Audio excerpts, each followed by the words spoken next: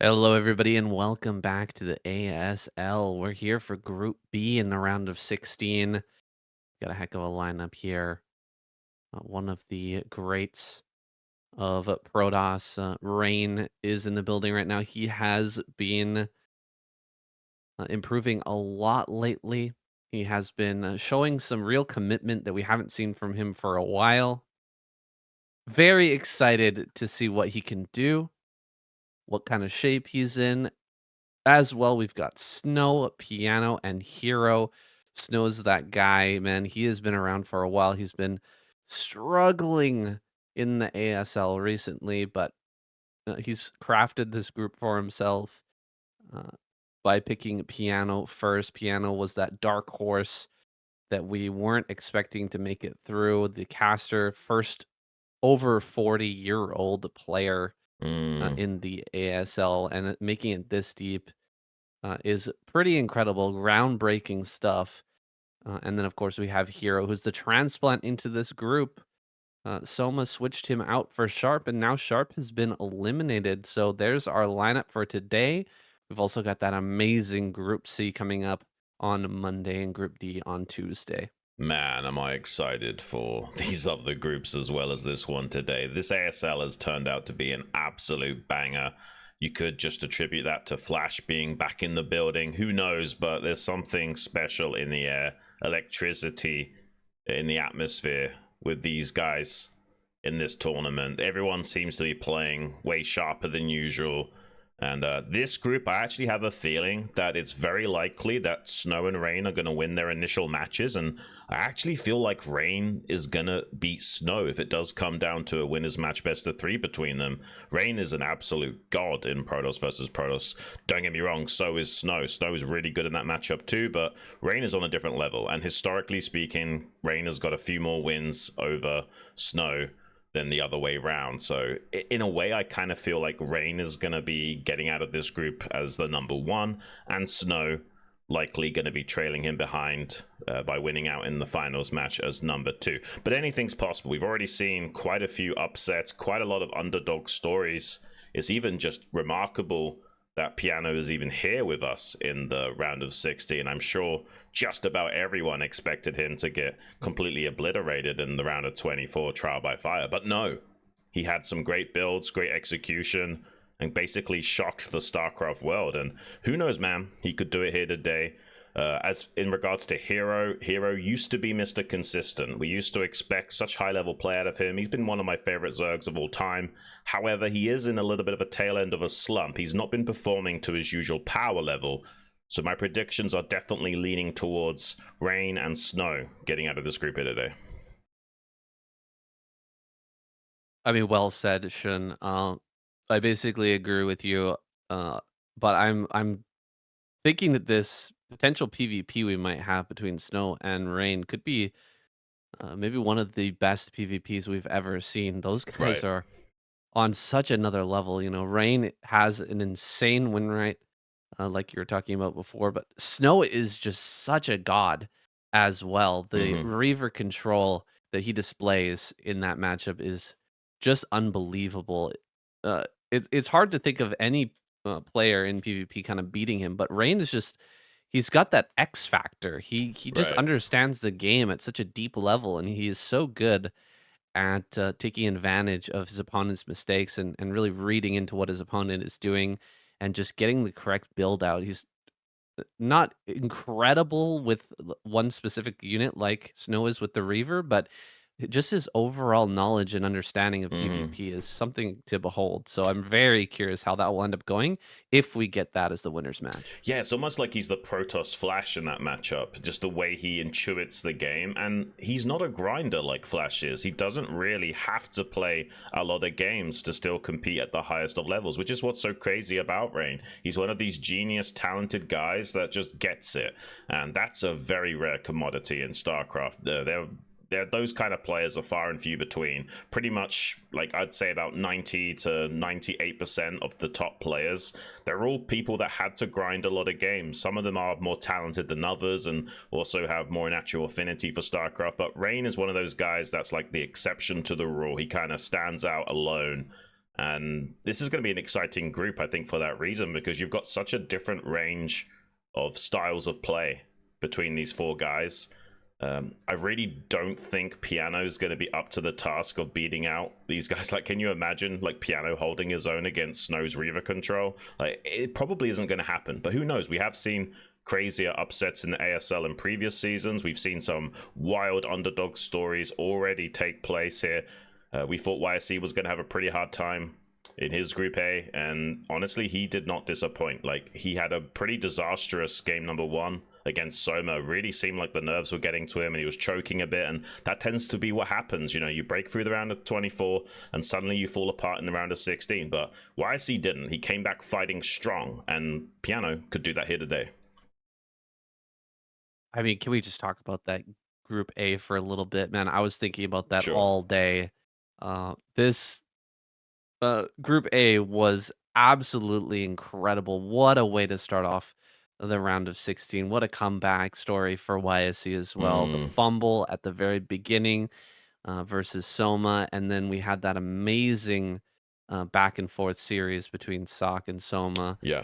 So much balls showed from both players to go for those super, down and dirty cheese builds to start, and then that banger of a back and forth TVZ. Man, I could write a book about that series. My goodness, was it amazing! But I think we're likely to, have a pretty epic Group B as well. I do agree with you though that I don't think that Piano will be able to stick up to either Snow or Rain in that matchup.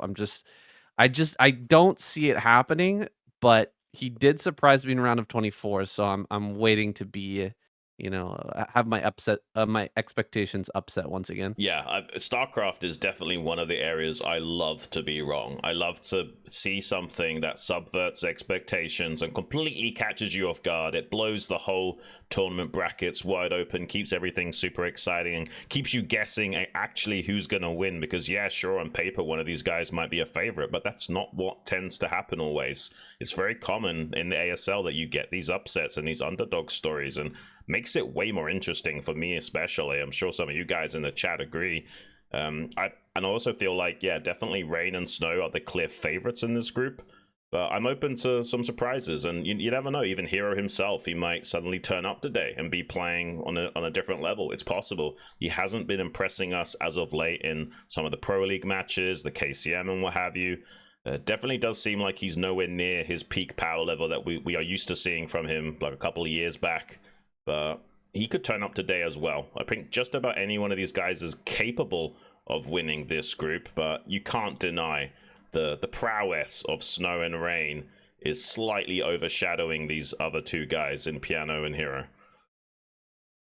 Yeah, I wonder if Hero, watched that group yesterday and thanked his lucky stars, or if he's feeling a little bit scared being swapped into this group. He was, locked in over there in Group A, and last minute, Soma used his privilege as the ASL champion to switch him with Sharp.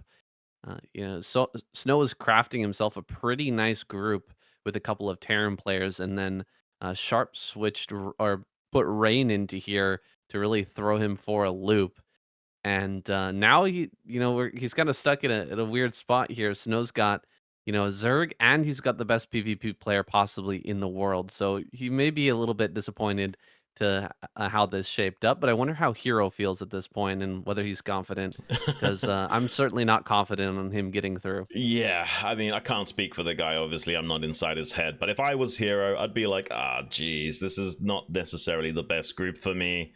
I'm not playing at the best of my ability. I hope he's going in it with a good mindset. We've talked about it a lot in the past, just how important mindset is. If you saw Jin's video recently on Later basically had the mindset of, I'm not going to play as badly as some of these other guys. I want to go in there and just as calm, yeah. Yeah, he doesn't want to play as bad as calm. And in a weird way, that's not a bad mentality. If you're going in there to just make sure no matter what happens, you at least perform pretty good, that can also set you up for a victory like we saw with later. And sometimes you could argue that actually you want to go in there with a winner's mindset, like Flash is going into this tournament with, I'm going to win this entire thing. I'm not here for the semifinals or the round of 8. I'm here to win the thing.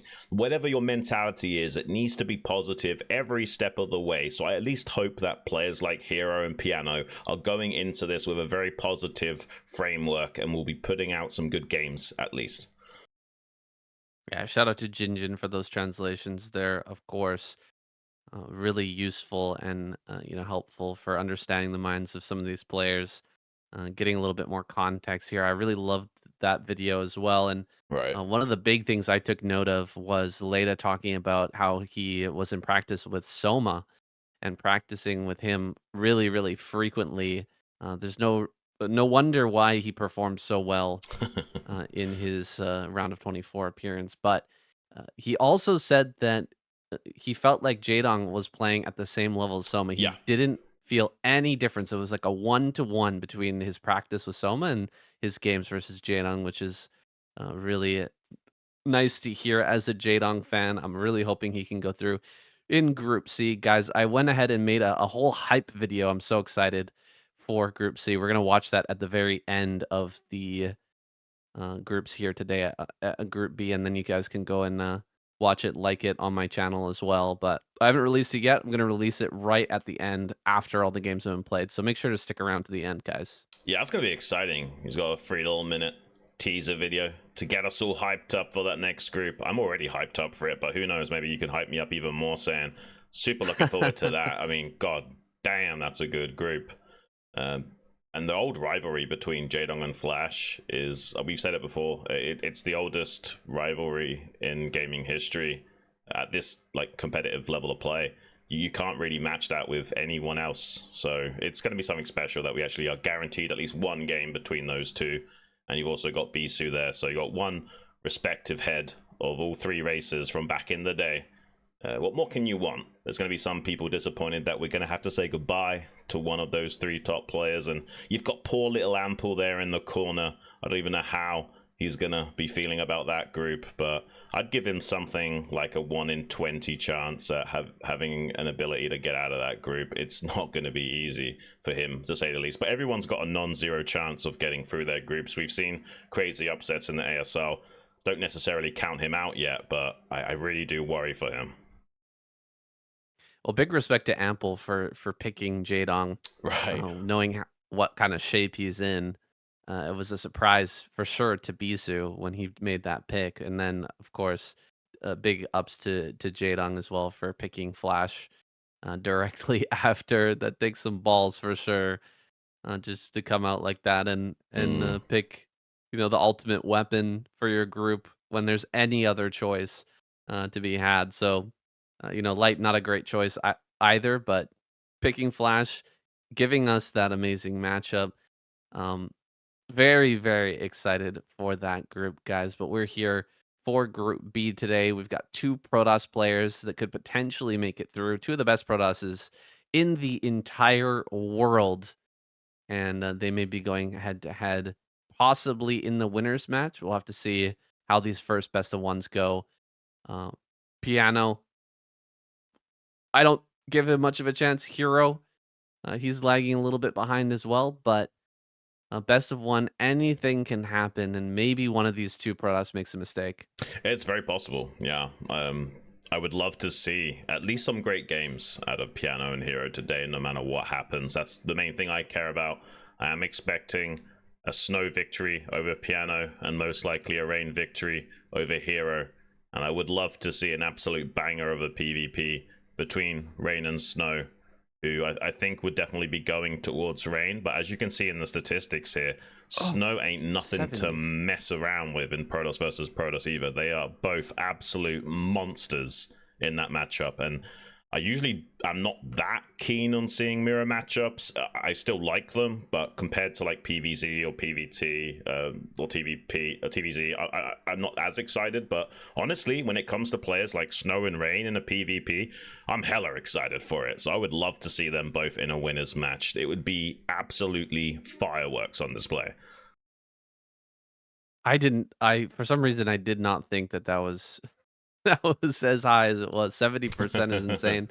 I think maybe only Rain has a higher PvP win rate, right? But look at this Overall. piano, 12% win rate in his TvP matchup. There's no wonder why Snow picked this guy Mm. for his first pick. Like he's expecting to be able to walk right over him, but we'll see what kind of weirdness Piano has in store here. We saw some pretty crazy play out of him in the round of 24. Yeah, he could have some spicy build cooked up that might catch Snow off guard. It's entirely possible, guys. I hope you're locked in and getting ready. It's going to be Polestar for our first map between match 1 and 2 between these guys. Then we're going to have a best of 3, and we'll see a bunch of other maps. But lock in. Hope you guys are excited as we are for this round of 16, Group B. Snow versus Piano. I believe both players will be momentarily ready to start the game. Yeah, they're getting all set up here. Just getting into position. Looks like Snow had a problem with his headset or something, but he looks to be locked in now, and we're about to get this started, boys. Make sure to like the video if you're over on YouTube. Remember, we're streaming all of these live on Soup Live, so shout out to everybody in the chat who's watching this live, being part of these great moments of Brood War, and it looks like we're ready. All right, guys, the Group A match number 1, ASL round of 16, Snow versus Piano on Polestar. Let's get it going.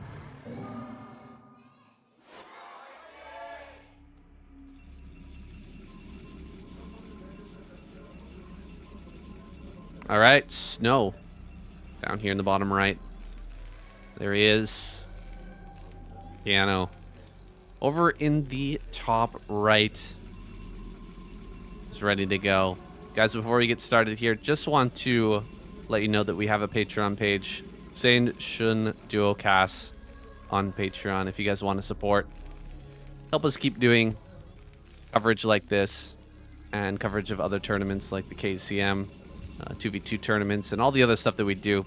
Please consider supporting there. And if you can't support, just head over to that page and follow anyway. We do constant updates on things that we're doing.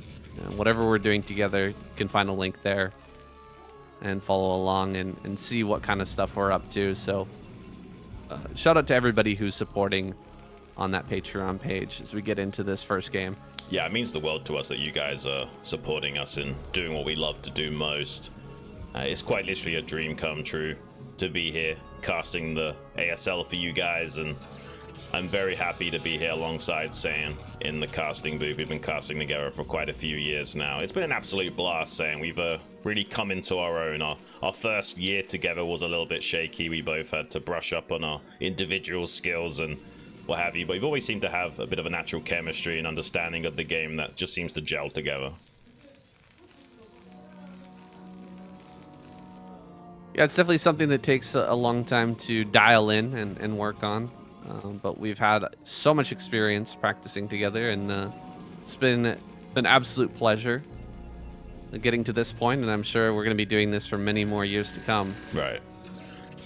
Because it doesn't seem like StarCraft is slowing down at all. Things are just accelerating here, Yeah. getting even better and better. We're approaching some sort of singularity in the Brood War world, it seems. Yeah, and what you were saying earlier, I think it's very true, and I wanted to add to it that Brood War just has such an epic, long history to it, beyond basically any other esport. It's kind of a unique beast in that regard, where, you know, now we've got players who've been playing for 20 years, and they've got, you know, insane amounts of history between each other and insane rivalries that have been going on for so long, and those moments can accumulate in such an epic fashion, like in Group C. I'm so incredibly hyped for that group, but we've got an opener here for Snow that's a little bit off. He's putting the gateway here in the front. I don't think I've ever seen that positioning with the Cybernetics Core before. It's a little bit really seems seems a little bit different. A little bit awkward. I'm not an expert in Protoss versus Terran openers, but that does seem to indicate like something a little bit different from Snow. Yeah, at the very least, just like a different style of optimizations that he's elected to go for here. And Piano is not taking any chances. He's blocking the ramp of a couple of SEVs, got 4 Marines behind them. If Snow does want to get aggressive with this first Zealot Goon probe combo, he comes in just as Piano tries to move down to his natural to start securing that location. Vulture and then fifth Marine coming down the ramp as well to assist. He probably ideally wants to not have to make a bunker before the CC, so he's going to come out and pressure Snow's units just before an additional Dragoon can arrive. But Snow, with good micro, could punish this a little bit. He's already picked off 1 Marine. He's got another Dragoon arriving momentarily. The shields have been shaved off. The Dragoon is taking a bit of hull damage. He's targeting down the Zealot now and starts a bunker, but here comes the additional Dragoon, starts gunning down those Marines with the phase disruption shots. Vulture getting low as well. SEV being targeted. That's building the bunker. Piano could be in a lot of trouble here, Saiyan. Wow, and just like that, bunker has been stopped. He's not even going to finish it in time to get this Marine in. And we're seeing a Piano get absolutely obliterated here. I don't generally think of Snow as being like that amazing early game micro player where players like, Mini, his Zealot probe Dragoon combo is just so deadly. But Snow's done a really good job here just dismantling this early expansion attempt, and looks like he's going to kill even more Marines, and he can dive on this tank as well. I think we're actually close to almost a tap-out situation here from Piano. He may try to stick it out, but if he loses this tank, man, there's just no hope of coming back. Or even if just the CC gets cancelled, it's so bad for him. Everything is basically going wrong, and he was desperately trying to push back the Dragoons to get that bunker up and actually get a Marine in there and maybe stabilize, but has to cancel it. Snow is in the driver's seat in pretty much every metric. He's got a Nexus on the way behind this. He's not going to be slowing down at all. A few additional gateways. He's going to go 3 gate obs and just have so many units that it'll be almost impossible for Piano to try and take his natural location for at least the time being. He's going to have to pump out a few more tanks, maybe even research siege mode. It's going to be so slow relative to what Snow is doing here. Well, I bet Piano's kind of thinking now, what about the Reaver? He knows the Reaver is going to be a problem when it finally does come out, but now you're already this far behind. How are you ever going to deal with the Reaver when it eventually arrives? Yeah. And, Snow hasn't undermade gateways or, underproduced Dragoons at all. There's no gap for Piano to exploit. Like, there's no timing window that he could come across the map and try to deal damage to Snow. So he has to bunker down. He has to defend the Reaver perfectly with way less than you would usually have in a game like this. He would usually have this CC down a lot earlier. He would have Marines in a bunker. He would have, less Marines having been produced, could have made more SAVs, could have had that natural mining for a long time, which would allow, more turrets and everything to be made. He's pushing out here, but I think he's just going to get slapped down. There's way too many Dragoons that have been made off of 3 gateways. Yeah, I think Snow anticipated Piano going for something like this, which is why he went into the 3 gate before even thinking about an observatory. He just wants to make sure he has so many Dragoons that he can obliterate any Terran advance, and he's actually pulling so many probes. He's taking this very seriously. He wants to cripple this attack from Piano at all costs, and definitely nothing Piano can do about this. It's just too much stuff. GG is called, and Snow with one of the most convincing early game wins in a PvT of the tournament. Just absolutely styled on Piano, who maybe has a bit of a weakness in this matchup. Yeah, I will say it again. There's a reason why Snow picked Piano here. He knows that he can't quite keep up with them, and right from the early game was able to dismantle him with just, Zealot Dragoon probe.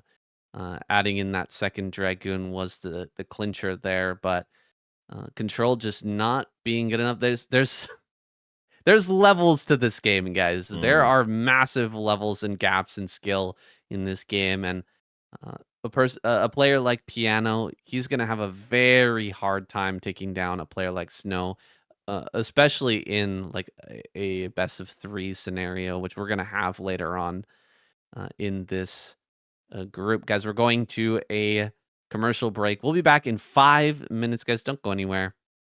See you for that next match.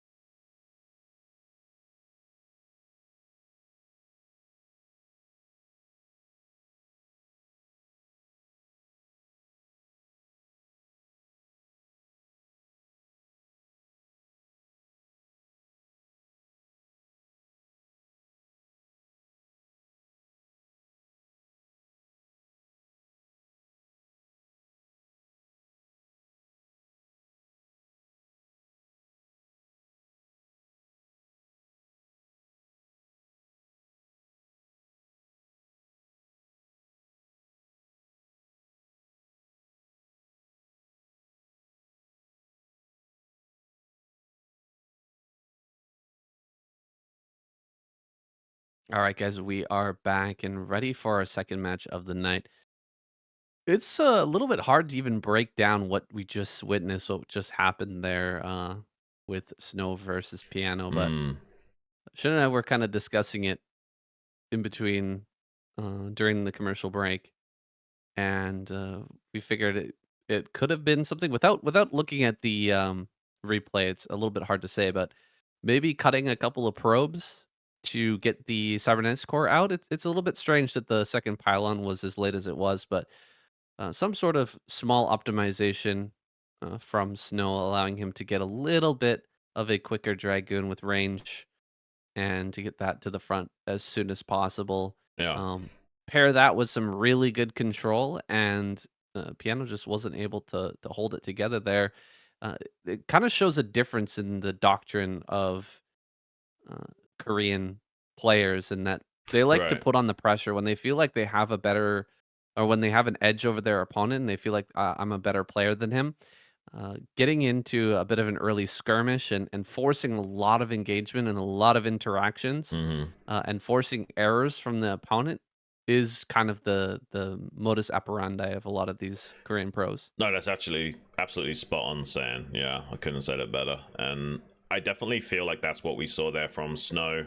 Slight build order optimizations to really ramp up the heat on Piano. And this is the thing, is that if you play and practice a lot of games and you're used to units showing up a few seconds later, suddenly that kind of pressure timing can absolutely obliterate you. If every one of your practice games, those attacks came just a little bit later, the seconds really do amount to a lot in StarCraft, which is why you'll see players go for these crazy optimizations. It can actually be one of the reasons that players like Jadon were so feared back in the day, was because, you know, his Zerglings would just get to your base a couple of seconds quicker than the other Zerg players would, and you wouldn't be prepared for it. And these players that had these good optimizations and understanding of the game could just have a field day schooling these slightly lower tier players. And we definitely saw that play out with Snow versus Piano. But now we've got a totally different set of gamers and matchup. We got Hero going to be going up against Rain. I really do hope Hero is feeling good today, because he's going to need it for this group. Yeah, he would really love to go into that winners match and not have to muddle his way through. If he can pull something out, something sneaky out in this upcoming game, maybe he can get one over on Rain and then have a bit of a better chance of getting through this group. There it is.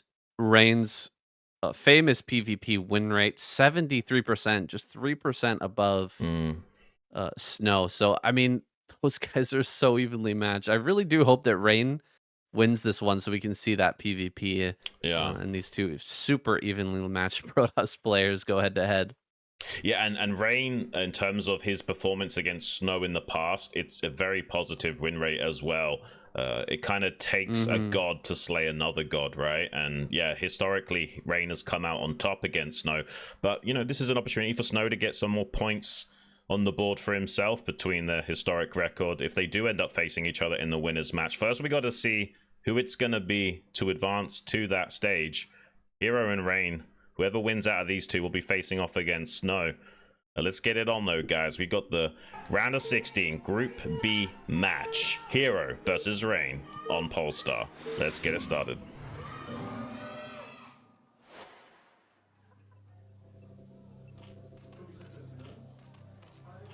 All right, let's get it. Hero spawning over here at the bottom left. There he is. And of course, Rain over in the top left. Vertical spawns is on screen right here. Rain, not the best performance versus Zerg historically, and this is Hero's best matchup. Uh, I am just a bit worried for Hero though, because he hasn't been showing the greatest of results recently, Yeah. and I think that Rain has been activated this season due to the fact that this could be Flash's last season. Like he Yeah. seems more into it. He seems more motivated this season than he has previously. And that's the thing about Rain, is that he doesn't really have a burning passion for this game. Like, he's one of the best players in the entire world, and he could be the best player, the greatest player of all time. But he he just has other interests. He's not that into it. It really depends on the situation and whether he, feels the drive to try and actually compete. It's just kind of a funny thing that we've got that's a little bit unique to Brood War in that way, and unique to Rain. Yeah. Kind of a funny case. Well, and Rain, like, he's a bit of a crowd favorite as well. He's got tons of fans, I'm sure, here watching him today. And you could make the argument there's something to be said for, well, actually, not being in the scene too heavily can have its advantages, right? You can think outside of the box easier. You don't quite get tunnel vision on certain matchups and styles of play. It helps you kind of do your own interpretation of the game and not necessarily be so rigid with how you approach certain matchups, and can help you completely develop your own style as a result. And I think that's one of the reasons for Rain's success is, he's a more talented guy that doesn't need to practice as much, so he has his total own take on the game, and that can throw other players off as well when they're used to playing, just against the absolute meta gamers. Suddenly a guy that's thinking a little bit differently can really throw you off your rhythm. That's for sure. And one thing to mention about Rain as well is that he plays in Pro League, but he only plays in K League. He doesn't play with the strongest players in the world generally. Just kind of another funny quirk that he has is that he'll play with the second tier players all the time, and then he shows up to ASL and somehow the best player in the world, regardless of that. So yeah, he does kind of live in his own bubble. And maybe that allows him to, other players don't have as much practice against him as well, right? If he's not playing with them all the time, they don't quite have him dialed in and know his style inside and out. But we've got a bit of a 9 pool here from Hero. Looks like he's going to get a slight run by. No, I think there's a probe and a zealot still in the ramp. So Rain's got that covered. Hero just maneuvering these 3-lings around and around in the front, and threatening that run by is going to keep 4 zealots back at home. And if those 4 zealots were unleashed on the map, Hero would have to build a lot more lings to stop that. So making getting a bit of a trade there and just keeping those zealots back at home with a small number of lings. It seems like Hero going for a 9-7-3 here. Ideally needs to block this probe from getting in. Has got the 2 lings on the ramp to do so. Looks like he is going to clear up this probe. Zealots now making their way downtown though to put on some pressure. Let's see how well Hero can respond to this. He definitely has enough lings initially, but needs to make sure he gets a few good surrounds, because there's a total of 4 zealots, 2 that are close right now. But if he can't trade these off effectively, suddenly these other 2 zealots that are coming around to hit the 3rd base at a delayed timing could really throw Hero off his game. But he has made a few additional pairs of Zerglings. One thing about maps like this is it's easy to go for gateway first because you're not drone scouting as often in this matchup anymore. So doing something like mining out that mineral patch on the ramp, not so likely anymore to punish the block on the ramp as a follow-up. And this is a beautiful surround from Hero. He's doing a great job of cleaning up these Zealots of Rain and not really taking many losses for it. Unfortunately for Rain, this gambit is not really paying off at all. But can he get the information at the front? He sent something to that doorway. Hero, right? Yeah, there's the Zealot. Right as the Zealots were getting cleaned up, broke off this small contingent and blocks that Zealot from making its way into the natural. That's a big catch for Hero, and it will allow him to potentially still get away with this bust. He still might be able to break open Rain here. With the Hydralisk bust coming up, because Rain is waiting on a Corsair for that upcoming scout. Will he send it directly across the map as he should, or will he stick around to try and kill 1 or 2 of these overlords and potentially get busted by the Hydralisk play. Yeah, this is seemingly going to be one of those Zergling heavy busts where you don't make that many Hydras, just enough to pick a few of the cannons off over the wall. And as you can see, the cannons are pressed up against the wall quite tightly, which is very much favoring this style of Hydra bust that Hero could elect to go for. He might not even make speed on these Hydras, or he might not even make range. He's got the speed already, actually, but he might not even wait for the range to go. He might just press the Hydras up against the wall to snipe the cannons and get the attack going and use the Zerglings to buffer. We'll have to see what style he wants to go for. Rain, though, getting good information. Scout with that Corsair does see everything and didn't take the bait to chase down that Overlord initially, but looks like there's a second Corsair that's now starting to pick away at the Overlord at the 12 o'clock, and now also targeting those Overlords in the natural of Hero. But Hero's not slowing down. He's going for the cannon bust now. He's got plenty of Zerglings to buffer against the Zealots and Probes that are coming out to defend this, and he's actually been very patient with this timing to make sure he's got a nice critical mass of Hydras to work with. The Overlord's being targeted down. That's outside the natural. That means he could make a DT to help clean this up, but the DT will be a little bit delayed. Hero's making a lot of progress. Oh my gosh, this one probe is actually delaying the Hydras by so much. It's preventing them from getting on top of the cannon, but it's not going to be enough. GG is called, and Hero gets through into the winners match. Wow, I wasn't expecting that, but he did a great job preventing the scout on that Hydralisk play and came in just at the perfect timing there to break open Rain. Rain was being a little bit greedy with Yeah. how he was building his cannons. He delayed even the first cannon by quite a lot as he was going out with those Zealots, was trying to get the Corsair out as quickly as possible, and did get the scout off, but didn't make any safety cannons. You know, some players will build 2 cannons and then throw down a third as the Corsair is scouting so that they can, you know, cancel that if there's not a Hydralisk bust coming, or just let that finish if it is coming. He didn't do any of that. So he ends up getting taken down here. Like you said as well, putting the cannons very close to the wall. Everything lined up perfectly for Hero to go into that winners match. Yeah, really nice execution there from Hero. But he's going to need a similar high level of play going into that winners match against Snow if he does want to make it out of this group. I hope he can put on a good show for us. We'll be getting started with that winners match in just a few moments. But for now, run to the bathroom, grab some water, grab some fruit, whatever you got to do, and come and join us for the next set of games. The best of 3 between Snow and Hero. Don't go anywhere.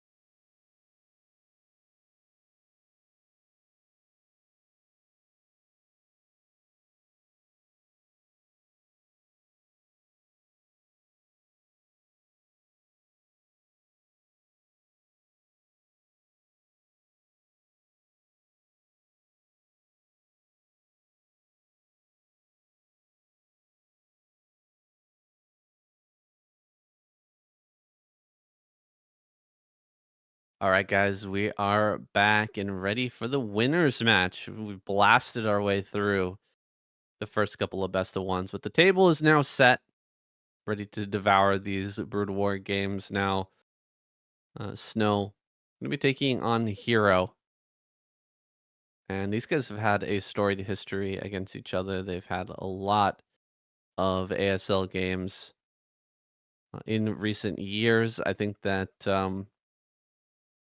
I don't have the exact statistics, but I'd say they've had a pretty good back and forth Mm. over the years. I'd say that Snow probably has the better end of the matchup now. He's probably favored here, but historically has been a little bit weaker versus Zerg. Yeah, but that's changed, right? Like Snow has gotten a lot better versus Zerg. He was having a lot of trouble with his optimization, his early game defense against bust builds, but that's changed. He is doing so much better in the early game against Zergs. His early game optimizations maybe not up to the same level as some of these other guys. I think historically, I want to say it's not been. I think if you look at every single game between these guys, it would not tell you the correct story, because like there was once a time where Snow was just not performing in PvZ, right? So I imagine that Hero was absolutely blasting him like a good 5 or so years ago, but that's changed. I feel like Snow has been the one that's more often beating Hero in recent years, and that trend might continue here today. I imagine Snow would be the favorite over these two. If you look at all of their statistics over their entire careers, that doesn't line up, but we're looking at the more recent games between these two over the last few seasons, and I definitely feel like Snow has the edge. Yeah, I think things have changed a little bit in the last few years. Definitely, Hero's been slumping a bit, and Snow's finally kind of figured out this matchup. He's had a lot of practice, guys. He's had a lot of practice, mostly in semifinals and finals versus Sulky, and then against Soma after that. So he's had some disappointments. He's had plenty of setbacks, but he's here once again. And I'm expecting a really good game out of him. I'm expecting to see, late game Reavers. I don't know what the map is that we're gonna have, but potentially we might be having Jane Doe, where he can kind of spread his wings and really start to lean into his Reaver control. So I'm looking forward to that as well. But we're gonna be getting into this game here shortly, guys.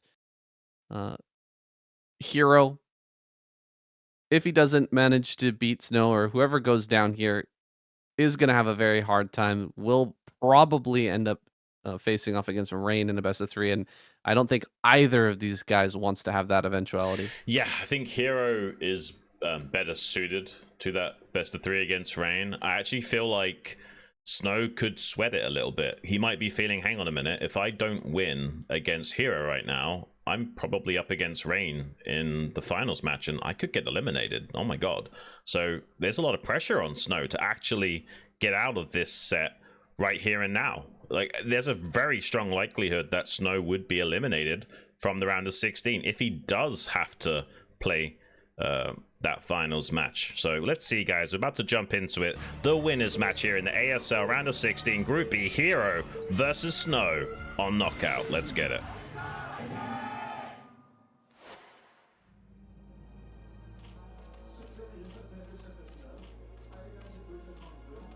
Okay, Hero spawning in top right. Looking comfortable. Snow in top left. Should be locked in here.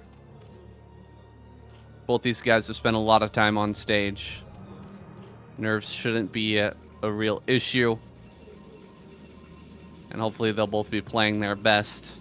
Some fans in the audience here. Both you and I were looking at fan cams before the game started today. A bunch of people were streaming in the audience right as everything was getting set up and before the stream went live.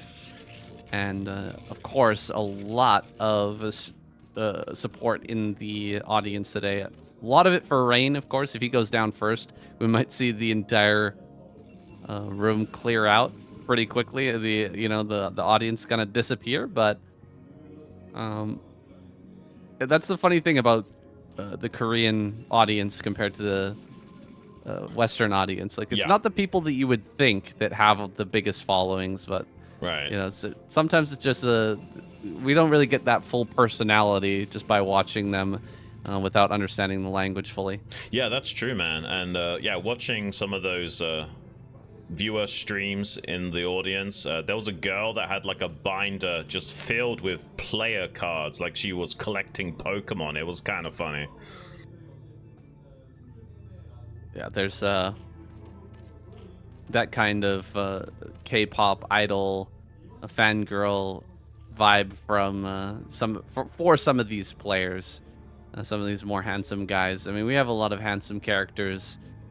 We got Rain, we got Jaedong, we got Bisoo.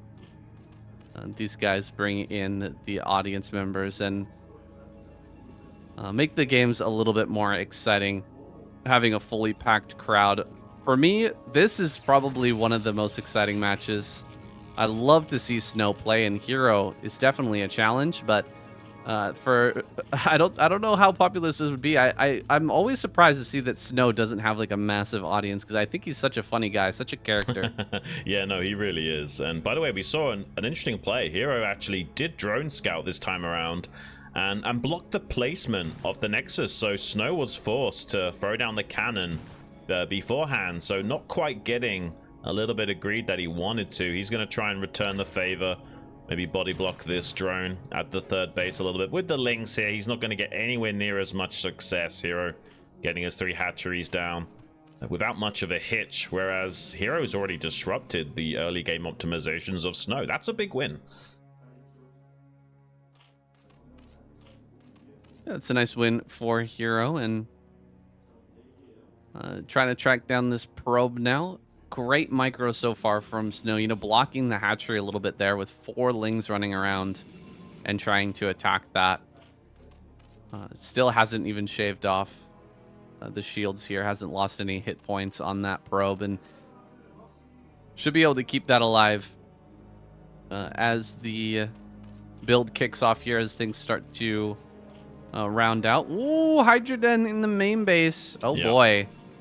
Hero's going to try to do it again. We were talking in the break how the 973 has fallen out of favor, but Hero might be feeling like these Protoss players are getting a little bit complacent, maybe Right. not as used to the build. And oh, he catches the probe as well, opening up the possibility of Snow being unable to scout here and get confirmation on the potential for a Hydra bust. And I believe he started ling speed as well before throwing down that Hydra Den, so it might be a little bit of a similar game that we saw against Rain, but it's a forge opening, so you don't even need that many Zerglings. Just with those speed upgraded lings, you can really shut down any scouting potential. You can see Hero fanning out those lings now, trying to look for any additional scouting units. The Zealots really want to come in here and just identify what's going on, not even necessarily do damage, just check, hang on a minute, are you making drones? Is there a 973 behind this? What's actually going on? I'm in the dark right now because you killed my probe. This feels so uncomfortable for Protoss.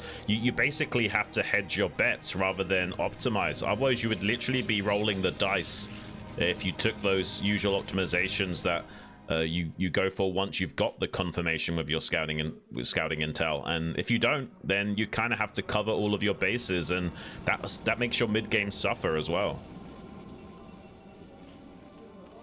So Snow did a little bit of a move out with those Zealots, tried to hide exactly where they were headed, and did a pretty decent job of throwing off Hero there. He was hoping to force a bunch of links to get made, but not too many were squeezed out here for Hero. Meanwhile, starting Hydralisk production already. No safety cannons here from Snow. Gonna want that second cannon shortly, but some Protoss players will throw down the second cannon and then a third as well, just to make sure that when this Corsair pops out, if they see Hydras incoming, they'll have that finish, and of course you can cancel. There's the second cannon started. But will he start a third? He is a little farther back from the wall this time. So it might be a tad bit harder for Hero to get on top of those cannons. He's about to see it here shortly, moving towards the middle of the map. Is he actually going to see the Hydras or not? He doesn't. He doesn't see the Hydras. Okay, I think he might have caught it just out of the corner of his vision. One of the Hydras walking by. So he starts another cannon here. But is this too late? He might suffer the same fate as Rain in his first game. It's very possible, yeah. Hero actually showed him a Hydra because he wanted to keep that Overlord alive for the DT potential. Pressing himself up against the wall of a manual move command onto that Forge. Targets one of the cannons down. This is going to be a tough hold for Snow, and Hero has the luxury of translating this into a fake Hydra bust if he wants to, if it's not going so good. But so far, he's doing a fantastic job. Both cannons are down. There's another one warping in, but it's going to die before it even fires a shot. Snow is just dead. First game going to Hero. He is just busting Protoss players left, right, and center. And that thing that we were talking about off air about the possible resurgence of 973, just because Protoss players are so busy optimizing for that mid game, dealing with the sort of Soma cross-tech style of those pre-storm timings. Just they're not really thinking about the early game as much anymore. And Hero is just having a field day exploiting that.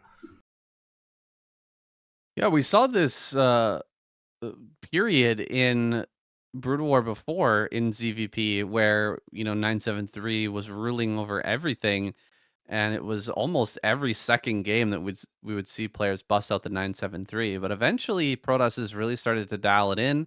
They started to find ways of dealing with it, and then Soma switched everything up in the previous season with his kind of own unique take on the Hydralisk bust with that cross-tech style that you were talking about. But Hero's proving that that is still a strong build, and if Protoss players haven't been practicing against it, they're going to get punished. Hero, what's he going to pull out here in set number 2? Is he going to completely switch it up? Are we going to see another Hydralisk bust, and how will Snow react?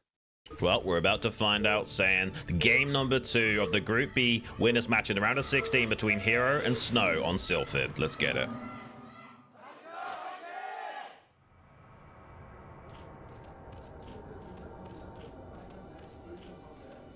Here we go. Hero down in the bottom right.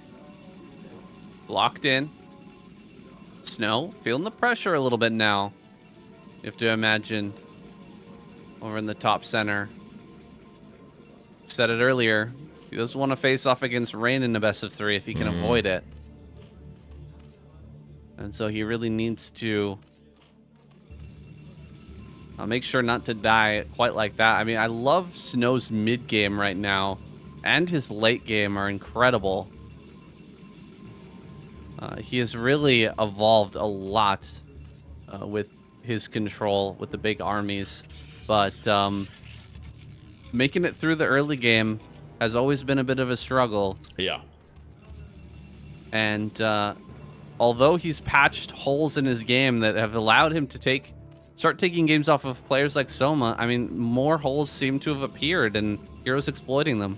I mean, it's like being a programmer, right? You fix one thing and it breaks 3 others. It's a continued process. You can never call it a day with how your game develops. You have to constantly be fixing bugs left, right, and center, and putting out new versions of yourself.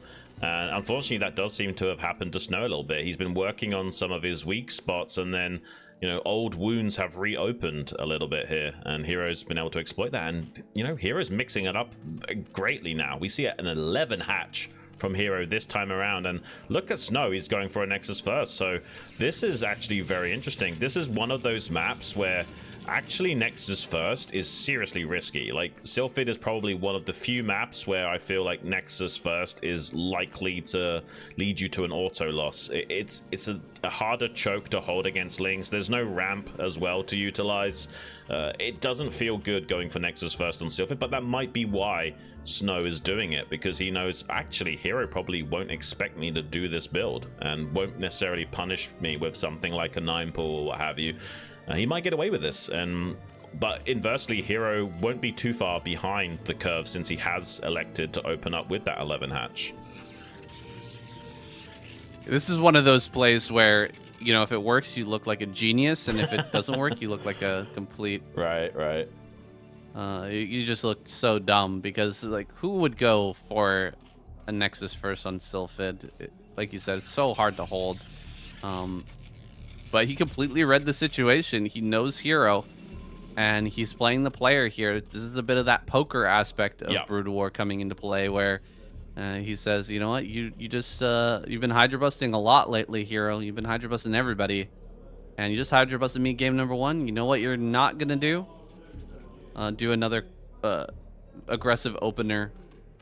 And so he even blocks the drone coming up over to the third base. This is a huge deal for Hero, who can't throw down his third just yet. He's got his gas running, and he's about to, I think, start the layer, but Snow's got a view on absolutely everything. He knows the exact timings, and he knows exactly when Hero's going to have this third base as well, and it's going to be delayed quite heavily. Yeah, and it's not really gonna be a typical build from Hero, and this pylon block is just adding insult to injury. It's kind of locking Hero on like a 2-base Spire style, but it's not, because it's not that crisply timed of a lair. Like, he's kind of gonna be doing like a midway build, kind of like a 2-hatch build, kind of like a 3-base build, and it won't be doing either thing well, is the problem for Hero now. Like, he's kind of going to be playing in this mid-range style that's unoptimized either way, and that's going to really help out Snow, because with a Nexus first, you could pretty much do all of your usual stuff as a Protoss going into the mid game, just everything slightly better, everything slightly faster. Your production is just going to be doing gangbusters. Snow's got to be feeling incredible about this game thus far. He's going to have a very powerful mid game, and I was talking earlier about how I feel about Snow's mid game. He's come leaps and bounds from where he used to be, and the way that he engages is a thing of beauty. Very similar to Best in that regard, where he just seems to get the absolute maximum value out of every single unit, even in a very big army where a lot of players kind of let their stuff cycle in or you know, die for, you know, very little return. But Snow does a very good job of just eking out every little bit of damage. And now you can see Hero double hatchery over at the third. Looks like he's going straight to 5 hatchery immediately here as he throws down that Spire. So he will be able to get into a reasonable, it's a playable game state from Hero, but definitely Snow gonna have the pressure here and start applying it now with this first Corsair. Yeah, I mean, Hero has the opportunity to try and go for a Mutalisk play. To be fair, this map is not terrible for Mutalisks. The mineral patches are right up against the cliff edge in the natural, so it's easy to snipe probes. And with the 12 o'clock base spawns of Snow, the gas is kind of off to the side. It's hard to get good coverage with cannons inside the main base, but as long as he wins the air fight and doesn't lose Corsair to a Scourge, that won't be too much of a problem for Snow. So we'll see. Hero's made a couple of pairs of those Scourge now. Won't necessarily get an easy snipe though. Snow knows as long as he keeps these Corsairs alive and just builds up the count, he's going to be in a pretty fantastic position. He's got a Zealot making its way to that third base now. As long as Snow keeps these Corsairs alive, he's going to be feeling more and more comfortable as this game develops. Hero had a relatively early second gas, and he's adding on a third gas, so this definitely could be a bit of an Ogre's gamer move from Hero, trying to capitalize in the air and maybe take advantage of the spawn positions here, as well as some of the geography of this map, making it slightly easier to abuse Mutalisks. Well, Snow knows that this third gas is done. I mean, I'm really surprised to see him with 3 Corsairs getting this close to the Zerg base, but he does poke in there. Sunken Colony at the natural, and there's also a Sunken Colony over at the third. Gonna have to wait for a couple more Corsairs, it looks like, before trying anything. You need about 7 Corsairs to really start to battle with the Scourge effectively. And he's getting closer and closer to that number, but there we have it. Mutas pop out. A good number, just 5 Mutas for now. This is more of a cleaning force, ready to push away Zealots and DTs rather than diving into the main and actually trying to get a kill. But Snow is reacting to it, adding on extra cannons. You cannot just underestimate this. You have to take it seriously. Yeah, and we see more and more Scourge popping out. Haven't yet seen any additional Mutalisks made, so this might not be like a commitment force where he does want to dive into the main and start threatening the probe lines and sniping or zoning out the Corsairs with the Scourge and maybe going for snipes if he can. DT here primarily to scout. He probably won't get any damage done with this DT, but he needs to check to make sure there's no drones taking a greedy 4th base. See what the tech choice is going to be from the Zerg, you know, what units are popping out of these eggs. So far, it doesn't seem like Hero wants to commit too heavily into an Air Force. He's instead throwing down a double Evo chamber here. An Archon being made by Snow. So Snow is taking it very seriously that there is this possibility of a massive Mutalisk switch from Hero to try and capitalize in the sky and seize air superiority, but Hero isn't doing that. He will be transitioning into a more lurker-based style and will be more defensive. Looks like these lurkers are going to come into play just in the nick of time as Snow starts to push across the map. He's going to arrive here, and there's no shot of him having a observer in time. +1 armor is done, so he's gonna look for connections on these Corsairs. There's a potential. Okay, 1 Corsair goes down, so there is a potential here for DT play. If he gets in on top of this, kills all the overlords. 1 DT actually falls there, so I think he's actually lost the DTs now. I don't see where the other one is. I believe it's walking over in this direction right now. Can try to come in here and start to get a few kills. It is also possible to target your own stuff and try to kill this DT, but we'll see if he tries to attempt that. 1 drone, 2 drones, 3 drones so far, 4 drones. This is some great damage. He is going to target his own stuff. He's trying to target with his lurkers to try and kill this DT, but DT getting even more work done. 8 kills now. This is brutal. Yeah, if I was here, I'd probably make a lurker egg in my mineral line and target the lurker egg because it has more HP. Oh my god, he runs into the Archon with the drones. Oh my god, Saiyan. So many drones go down. 9 kill lurker response from Hero though in the natural, picking away at some of the probes, trying to find compensation. He also takes the pressure off, forcing the Corsairs to go back home and respond to that active threat. Snow not slowing down though. He's rotating over to the natural expansion of Hero, but Hero's set up there. He's got plenty of lurkers at both locations, but he's caught the Mutalisks. Does do a pretty good fan to keep some of them alive. Pretty good chase micro. Here comes some Scourge though to try and tip the scales back into Hero's favor and snipe some of these very valuable air units off Snow. And Snow is just firing in all cylinders. He's got a 3rd base underway.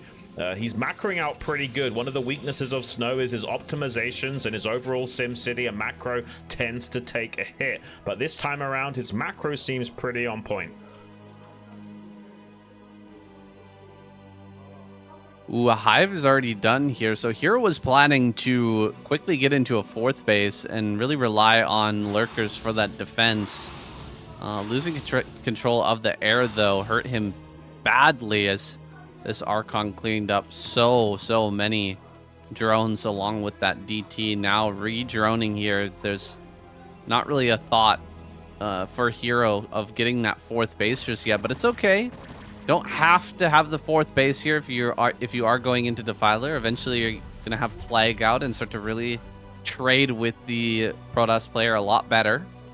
But it's still a little bit rough how many drones were killed, and it is going to take some time for Hero to recover from that. Yeah.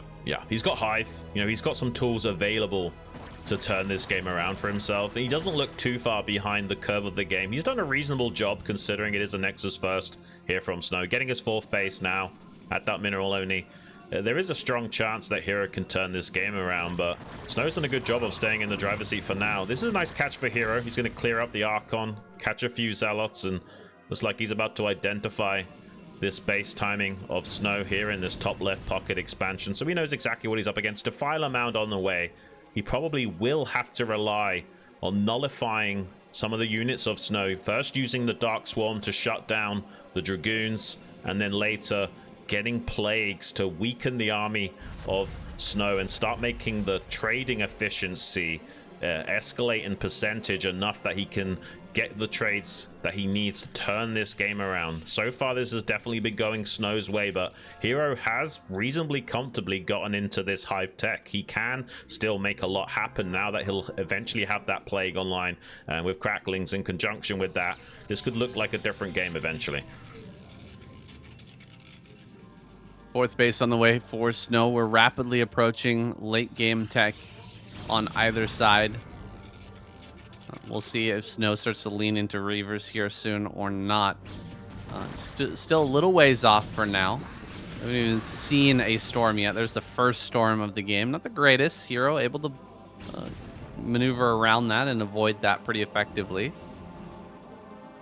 Snow comfortable, though, on 4 bases. You're feeling pretty good with 4 bases and 4 gases. Is Snow going up against a Hero with just 3 gases online? You should be able to outtrade him eventually with the abundance of storms and gas units that these 4 bases can provide. Yeah, seems like Hero's going to keep on a lot of pressure onto Snow.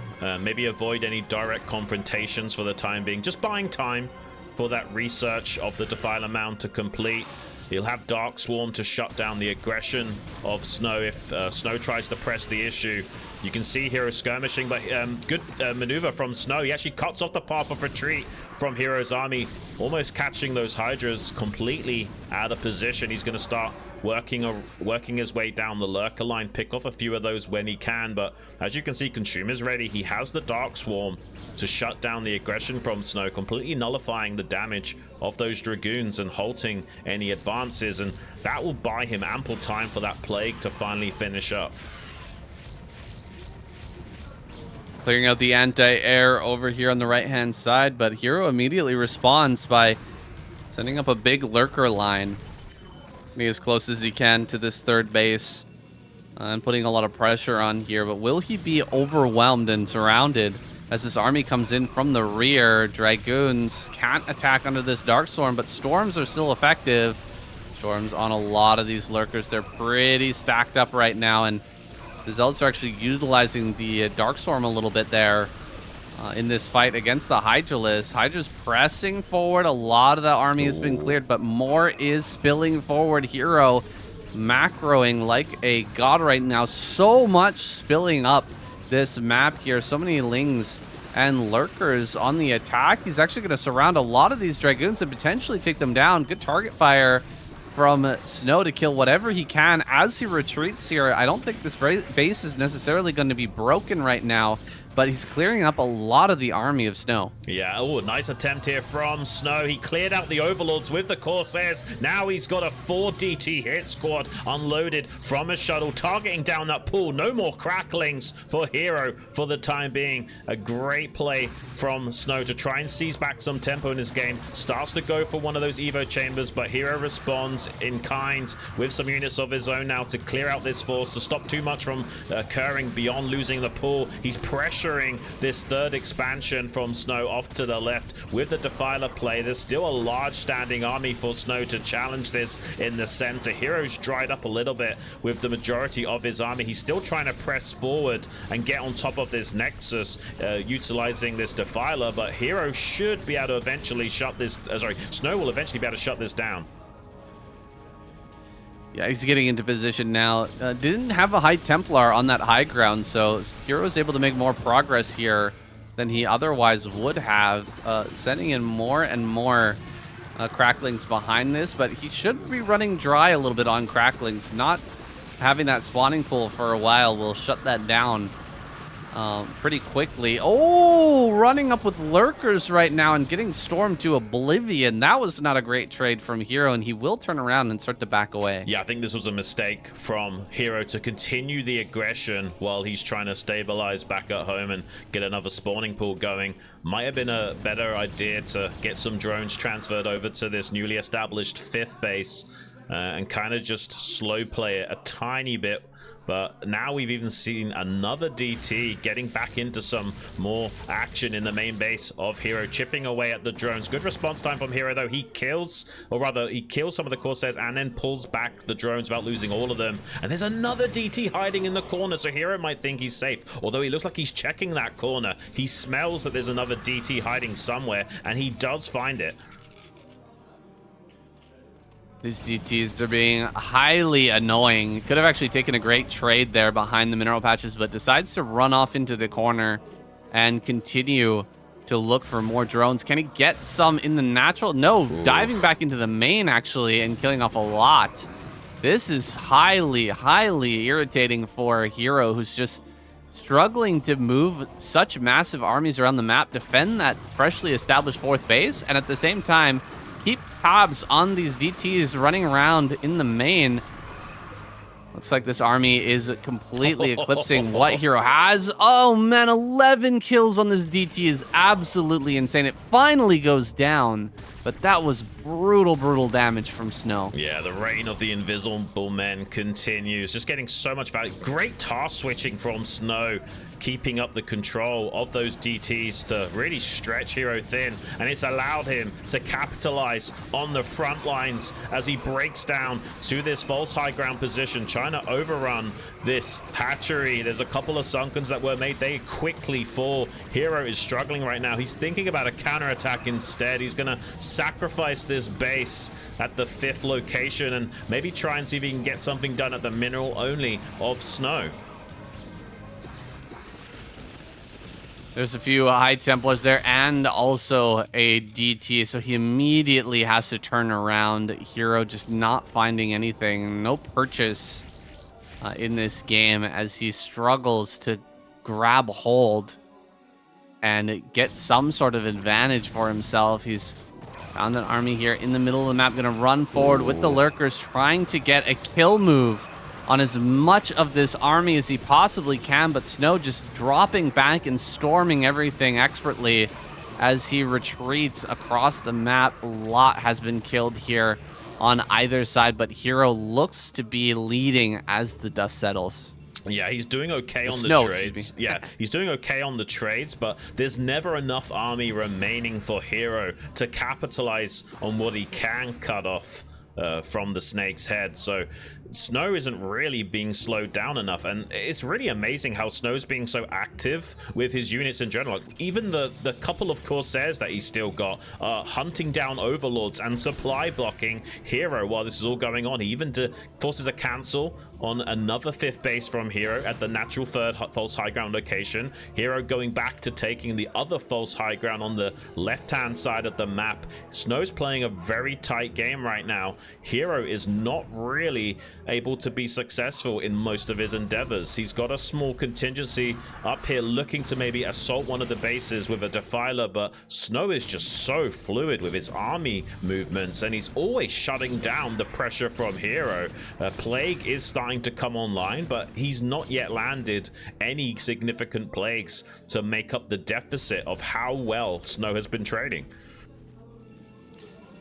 These plagues are looking very late. This is the first plague of the game. Finally throws down the secondary plague here, but we've had too much trading with just, you know, unplagued Protoss units, and there hasn't been an abundance of Darkstorm to kind of help out with the trades either. Now this army just going to walk over the few remaining lurkers and lings at that base. Killing that off again and denying this expansion is a bit of a death blow here. The attack from the rear, triple kill on those lurkers with just a storm.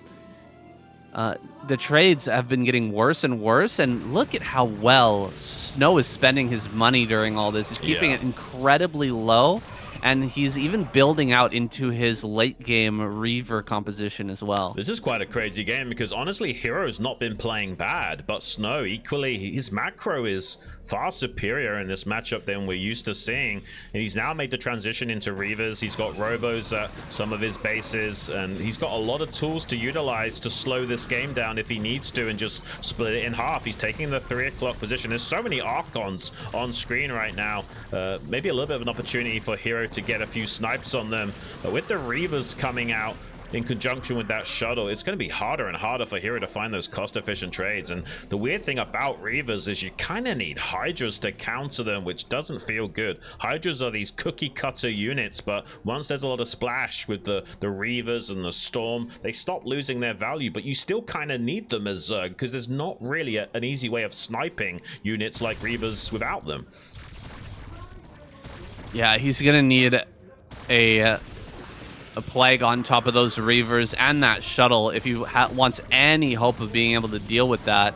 These two lurkers here at the front will be dealt with. This late game army of Snow is just so powerful, and nobody controls it better than he can. It's just showing that right now how dominant he can be. And Hero, despite having some really good macro and making some pretty decent plays this game, is being completely overwhelmed.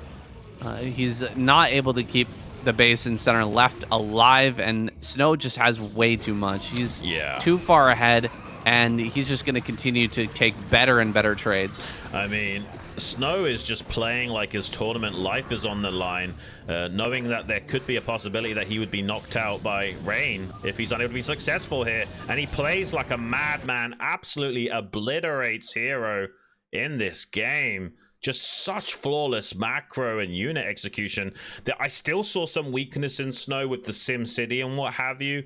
The optimizations were a bit better than the Sim City, but he definitely is so on top of his unit control, his movement of his army, and his overall ability to stretch players' task switching to the absolute limit is just unparalleled. Like, he was so relentless this game, just non-stop distractions, hiccuping any ebb and flow that Hero was trying to muster. And Hero was actually playing pretty damn good this game. His macro was like a wildfire, but Snow was just a little bit better and able to shut it down at every corner. Yeah, he shut down Hero pretty consistently throughout that game. Hero now under pressure here. He could end up being taken out in this next game. We're about to get into it, guys. No breaks in the round of 16. Straight into game number 3 on match point. It's all going to come down to this, guys. A very low eco map. Not a lot of bases here, and a 2-player map at that. So we could see some shenanigans in this final game. Let's see who comes out on top. It's about to get started. Yeah, this is one of those maps where it can be a nail biter where both players are effectively mined out or unable to establish additional bases. So I wonder if we'll get into a similar situation here. We're about to discover that. The round of 16 Group B winners match between Hero and Snow. The decider match on match point.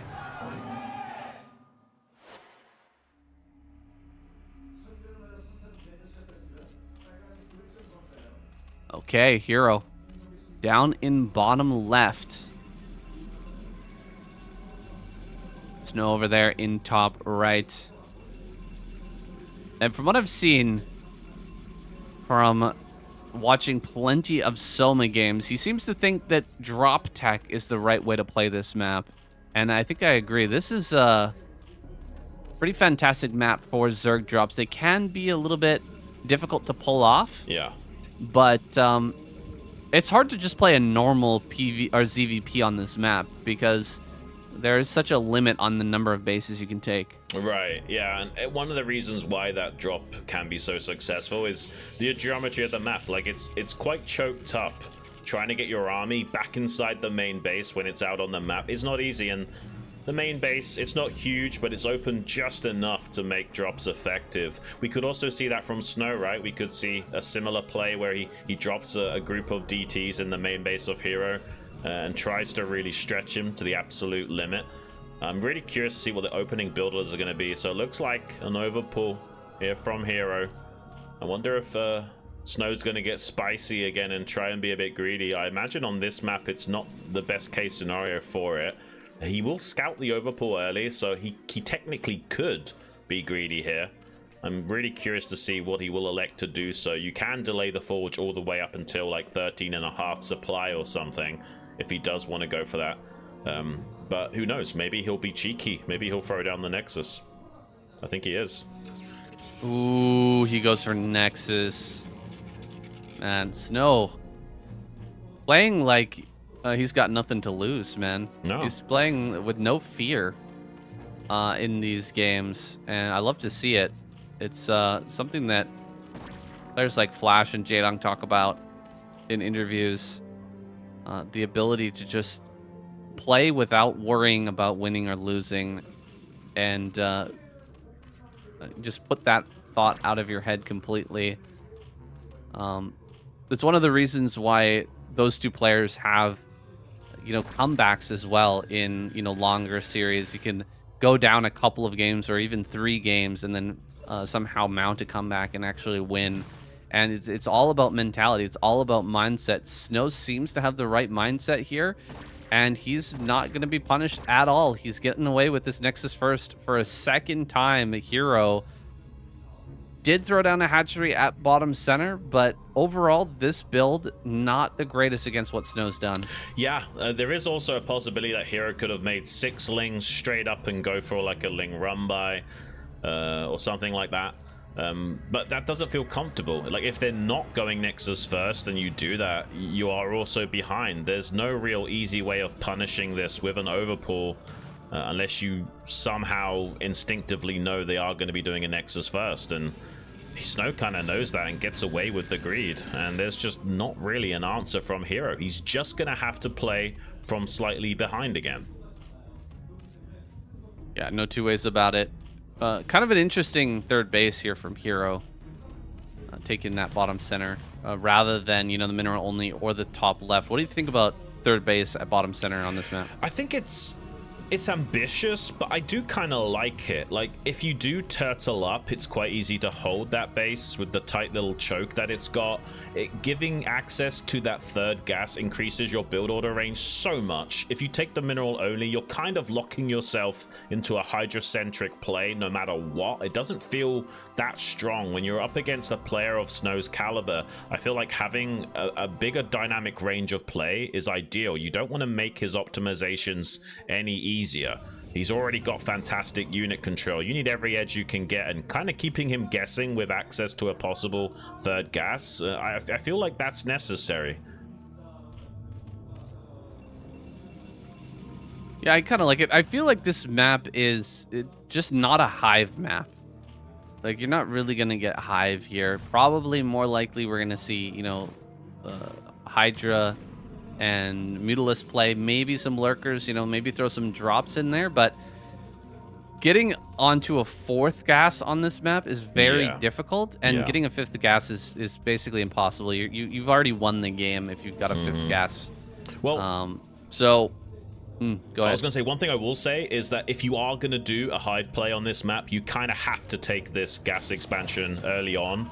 That does give you the option to do it. Oh, he's actually making the lair down here, so that's going to have more HP on this building, make it harder to like get a zealot attack in here to snipe that as easily. Snow being a little bit annoying, tucking this zealot behind the mineral patch, but will be cleaned up effectively by Hero with those speedlings. And he has got a fairly early, oh, he's faking it. He's showing the lair to Snow and then canceling it, so Snow might be optimizing for a normal mid game when actually Hero's gonna be doing a very strange Hydra bust timing. Ooh, I wonder if Snow is sensing this. Second cannon. Ooh. Did he catch the retreating vision? I'm not sure. As the zealot died? I wonder. He lost for a few seconds, right? Yeah, I wonder if he saw that or if he's just sensing that there's something off here. Looks like he's going to see the Hydra. Where is it? Oh my gosh, he's not seeing Hydra anywhere. There, now he sees it. Might lose his Corsair. No, getting a little bit close there. Third cannon will finish, though, and that's the saving grace for this build. Having that third cannon on the way keeps him alive when otherwise he would have been busted. Yeah, one optimization you could do as Protoss is start the third cannon, Wait for the scout from the Corsair. If you don't see Hydras, you can cancel that third cannon at 99. In this case, he's letting it finish. Now we see Hero trying to pressure that natural expansion of Snow. Probes come off the line with a drill to get on top of these Hydras and exploit the weakness of not allowing them to have optimal firing positions. He still has 3 cannons online, gunning down these Hydras, reducing their number. A 4th cannon is finishing up. That's really shutting down this aggression from Hero. He most likely will have to consider a suboptimal transition point now, throwing down macro hatcheries. With all these cannons finishing up, it's really problematic for Hero. He's going to try and dive in and reduce that cannon count now, but it's cost him almost all his Hydras. He really wants to kill the Forge for sure, if he can. The problem with going for 973 build like this is that you're going to be so far behind in upgrades. You really need to kill that Forge, and he does get it at the cost of a lot of Hydras, but he does finish it off. And so at least he won't be dealing with, you know, a upgrade disadvantage for the entirety of the game. He should be throwing down an Evo chamber back at home with this layer and the extra hatcheries coming online. And so, I mean, it's a trade. I'm not sure if it's a good trade, if it's the best trade, but it is a trade nonetheless. And Hero decides to take it. He will get this gateway as well as a result of those cannon kills. So this is a near perfect hold from Snow. Yeah, this was excellently done. There was a slight misplacement of the additional pylon behind the cannons, where it wasn't even powering that gateway to slip out an additional zealot before it died, unfortunately. And also he did supply block Snow during that attack, so it did slow down the macro engine of the Protoss ever so slightly. He's going to need every help that he can get, but with those additional minerals that were banking up from Snow, he's going to have an absolute explosion in his gateway count as well. And there's a DT making his way to the third base. There is no Overlord here right now. I hope there's one inside those eggs that's about to pop out, or this could spell disaster right now for Hero. He definitely doesn't know yet. Okay, here comes the Overlord pop just in time, but we'll still probably lose about, 4 or so drones to that DT. Not a bad win for Snow, kind of capitalizing on his lead. He's got double Forge in the main base to catch up on those upgrades. There's still a strong fighting chance here for Hero, but I love Snow's position. Yeah, Snow's position is just going to get better as well. And, you know, thinking about this map a little bit more, I played quite a bit on, quite a bit of ZVP on this map. And one of the major problems here is that if the Protoss ever gets on your high ground, that big fat high ground in the top left-hand corner, and starts to rain down Dragoon shots on you, there's almost no way to recover. You have to hold that, and so you have to play a very tight game. You have to play, you know, really heavy on Hydras, and potentially get into Lurkers quite early, or, you know, rely on Mutalisk sniping High Templars to stay alive. But the way that Hero's set up here, it's a little bit more defendable. Here comes Zealots into the natural, as the Corsairs are dealing a lot of damage, killing off Overlords towards the main. Oh my gosh, he's going to get a lot of Overlords. Yeah. Well, this is a little bit rough. 3 Overlords go down. Nope. 3rd Overlord manages to live, and Hero will push this away. But going back to what I was saying, he at least doesn't have to worry about just holding that high ground. It's not a kill move if Snow manages to steal that away from Hero. Right, yeah. Positionally, this isn't terrible for Hero, since he doesn't have to worry about keeping hold of that territory upwards of that mineral-only base. And the problem that Hero does have is that there's this really long distance to that 3rd base, so if he does keep losing on the trades, he's eventually going to get caught out of position one way or another, and Snow will start to lay siege maybe to that 6 o'clock quite easily. We'll have to see how that develops. I still think there's a fighting chance here for Hero in this game, but so far the stars are kind of aligning for Snow, and just as the Lurkers are starting to pop out, we see Snow gearing up for an assault soon. He's going to wait for another macro round or 2 before he pulls the trigger on pressuring Hero. Right now, he's just being active with Zealots out on the map, keeping Hero distracted with the possibility of Zealot run-bys and what have you, while he's now taking his 3rd base at the mineral only. But pretty soon, there's going to be a large standing army for Snow, which is going to start leaning on Hero. Only getting that robotics bay online now. bunch of overlords coming out here. I don't think there's a drop, but again, this is a great map for drop. Snow wants to have his army on the high ground, his high ground, down towards that bottom right where his army is standing right now. And so if he's all the way down there, he's very far out of position to deal with the drop that could be coming into the main, but he's on top of it. He knows that that's a threat, and he's got the core assist in the right position. He's already moving his army back into the main base. Snow is playing out of his mind, dude. He is really performing today. He is covering all of his bases, but there's also going to be a fake out from Hero just to keep Snow back inside his main base for now. Doesn't have to pull the trigger on a drop. That might be the aim of the game here for Hero. Maybe he was thinking about a drop and instead is just going to use a little lurker drop tactic to try and kill some probes and shut down the mining. Not a terrible idea from Hero to kind of fake a drop into the main and then just go for a bit of a lurker skirmish in the natural expansion to do some economic damage with a very low commitment. And who knows, man, Hero could navigate this into a better and better game state as the game develops. He's getting a pretty sizable army himself, although I don't see a lot of lurkers with this army. This is predominantly Hydras, and we have this active force of Zealots still playing a role as Hero moves out to take this high ground above the natural third of Snow. The Zealots are getting into the natural expansion of Hero, trying to play distraction and stress the task switching of Hero just a little bit. Luckily, the macro rounds of Hero strong enough to keep that at bay. Now Hero will encroach on this mineral line with a lurker on the high ground and be as annoying as possible. Yeah, this is really annoying for Snow. He's given up that high ground. It's very hard to fight his way back up there, but he is about to finish his +2. Once the 2-2 finishes up, his army's going to be a lot stronger. So he's buying a bit of time here. He's letting Hero sit on that high ground, but we're going to see a bust out pretty shortly here from Snow, I imagine. Still, Hero has a very good supply, as expected for someone who's staying on layer and just building Hydras and Lurkers. He's managing to almost meet Snow's supply as we get into this mid-game. And Snow needs to break out of this base. Here we go. Starting to press up onto that high ground. Can he actually fight back these lurkers and also keep the Dragoons alive against this large number of Hydras that is accumulating up here on this high ground? He turns around and pulls back as soon as the lurkers are gone. Doesn't want to get too far ahead of himself without enough storms to keep himself alive. He needs to have great blankets of storm on all these Hydras, lurkers, and Hydras running forward now. Dragoons are getting kind of surrounded. That's so many Hydras. Oh my god, so many Hydras pushing forward here. Good pullback from Snow, realizing that this is an untenable position. As the Hydras come down this ramp, things will start to switch into Snow's favor, though. You cannot stick around and run those Hydras into that lurker position, or that storm position. This is some pretty insane macro from Hero. We've got +2 attack upgrades on these Zerg units, 2-2 upgrades for Snow.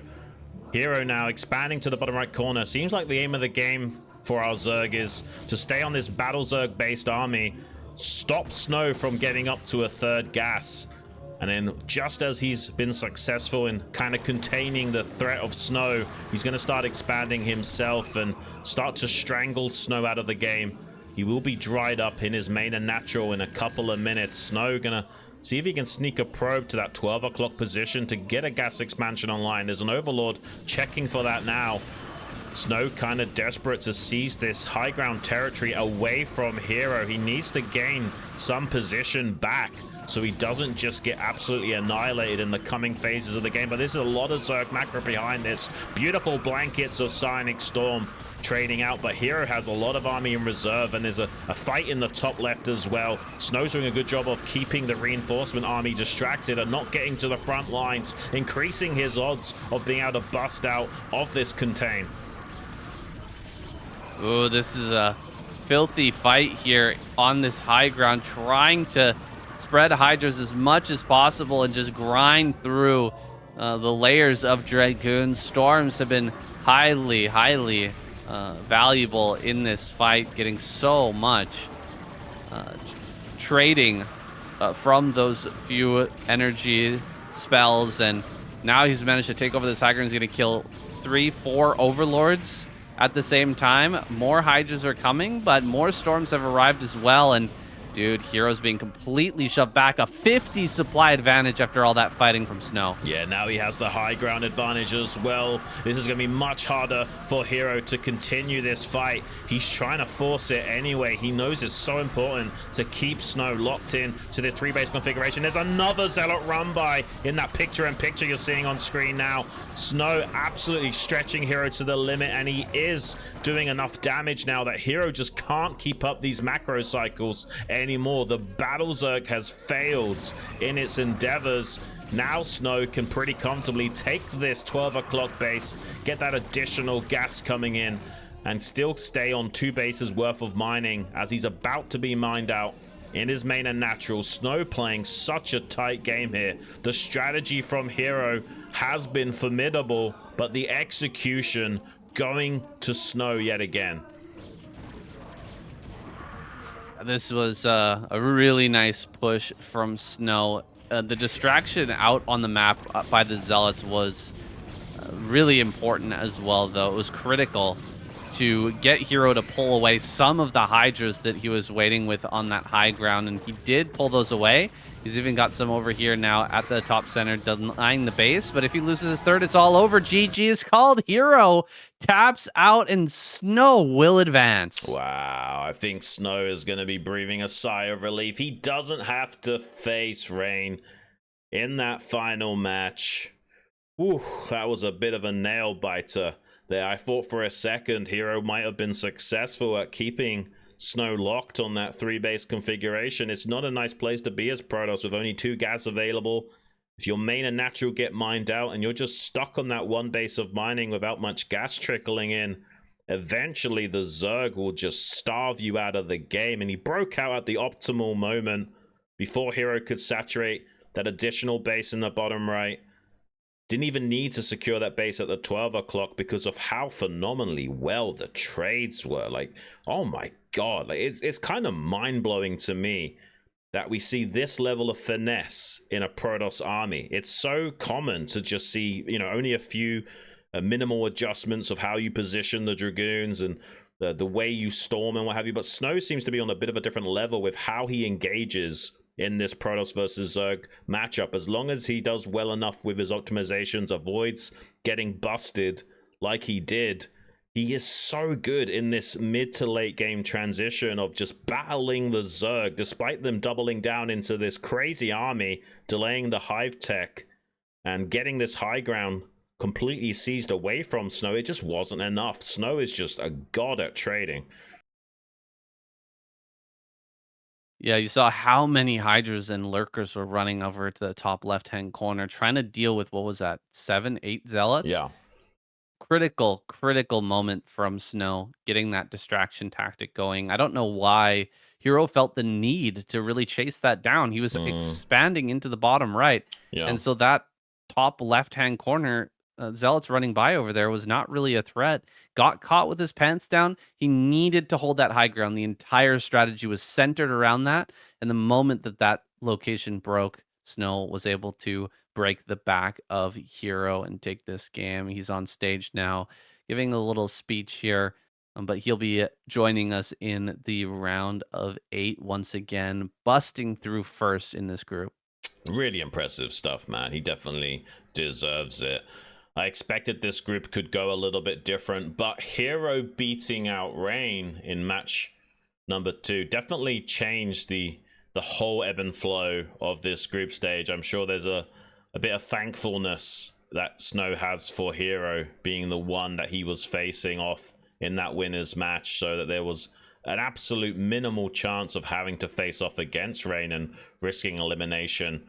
I wonder what's going to happen now with Rain versus Piano. I definitely feel like Rain's going to win that one, but Rain versus Hero in a best of 3, I don't know, man. Hero's looking pretty damn good today, and I would argue that, you know, Snow's PVZ is a little bit better than Rain's PVZ. I kind of feel like that could go either way.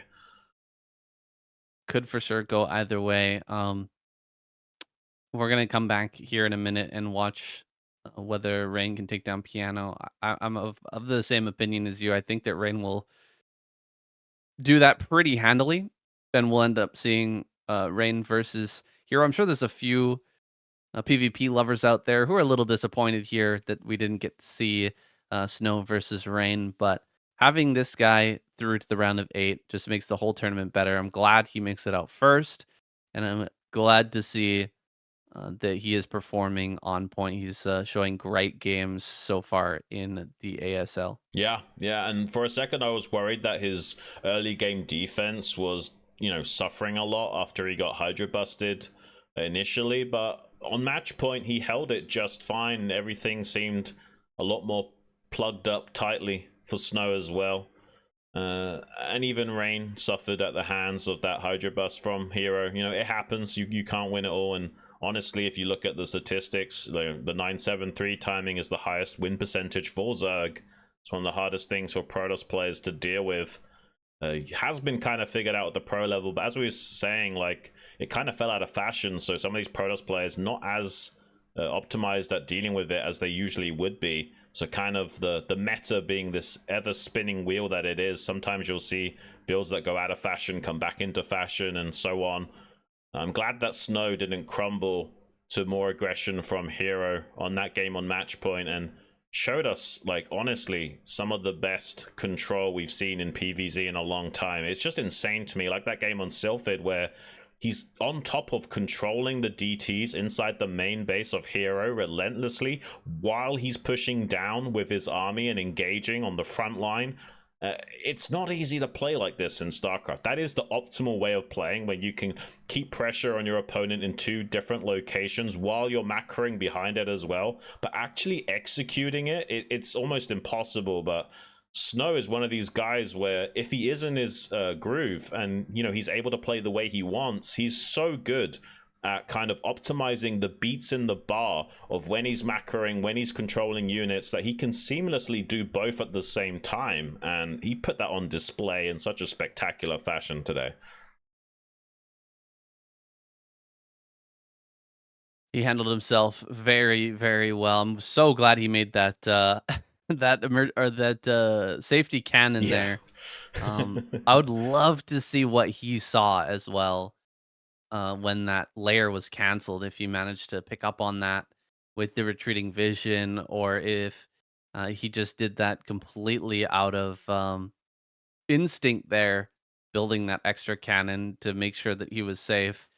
Definitely the right call, as a Hero in this season really seems to favor that 973 build, and so you have to be that little bit extra careful. Still was a scary game, still would have been crazy had we seen that drop, but Snow covered everything effectively. He was on top of it. He knew that there was a likelihood of drops coming in. Just love to see him playing at his absolute peak form. Guys, we're going to go to a short commercial break. When we get back, the losers match, Rain versus Piano, that's coming right up.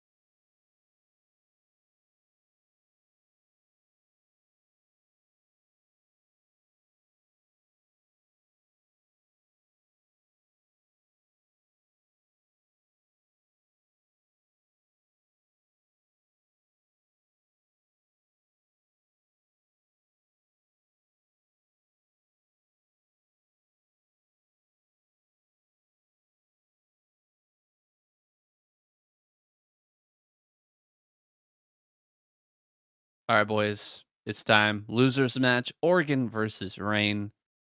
We're back and we're ready to find out who is going to take on Hero in the final match. I think everybody in the chat, most people are expecting Rain to advance, but guys, Piano, don't forget that round of 24 showing. He was looking pretty fantastic, and making one mistake against Snow, we gotta forgive him. We gotta let that slide. Wasn't able to really show his stuff. Hopefully, if he does end up going down, we're at least gonna see some great games and maybe some interesting strategies as well. Snow didn't even want to let him have a chance to show off any of that good stuff he's prepared. But we're gonna start off on match point now. What has Piano got planned here? Is he going to be able to last through the early game and actually give his build order a shot? Rain is looking locked in, and Piano is ready to go as well. Well, I'm ready as well, saying let's jump into it. The ASL round of 16 Group B losers match between Piano and Rain on match point. Let's get it.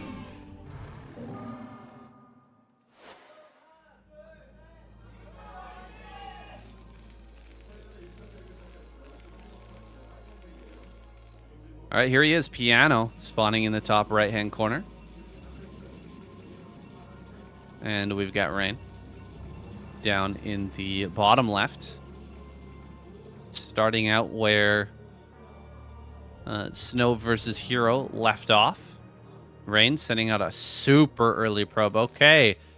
Rain going to be stealing the gas, potentially. It's a little harder when you're in these positions. You got to go around the base and try to sneak in there to steal it, but it does look like that's the plan here, and it's a pretty common tactic used on match point. Well, This probe is going in a different direction. I think he's doing proxy gates. Yeah. Yeah. I think he's going to proxy gate the mineral only, Saiyan.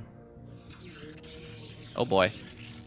All right, well, kind of the same idea here as what Snow did earlier, which is throw off your opponent early on, try to get a little advantage or a big advantage in the early game. And look at this. He spots it. Piano. Huge scout here. Rain's still going to go along with it, but you can pull SCVs and block this. You can do a lot to shut this down. You can also go for a second barracks, try to build up a bunch of Marines to shut this down. For now, he's just going to pull the SCV and start hitting the pylon, and that's actually a threat. That pylon is going to take a lot of damage here before that second probe arrives, and this is actually going fantastically well for Oregon. Yeah, I feel like he always brought a second SCV here so he can keep the DPS on the pylon despite the probe showing up. Needs to turn around one of the SCVs to fight the probe. He's kind of just ignoring it and letting the SCV die. That's a mistake from Piano, unfortunately.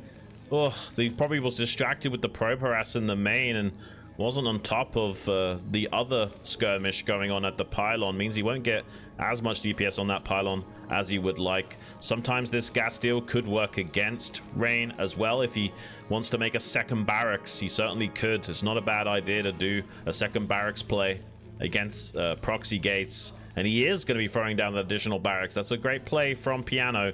He's lost the opportunity to get a lot of damage on that pylon, but this is not a bad plan B. Getting that second barracks out and not really worried too much about his gas being stolen. Just wants to stabilize against these proxy gates right now. All right, but he needs perfect micro here. Make sure that he doesn't take any damage from this initial zealot. Probe getting into the middle line. He gets a kill on one of these SCV. A second SCV goes down, so total 3 have fallen at this point. Rain does lose his probe.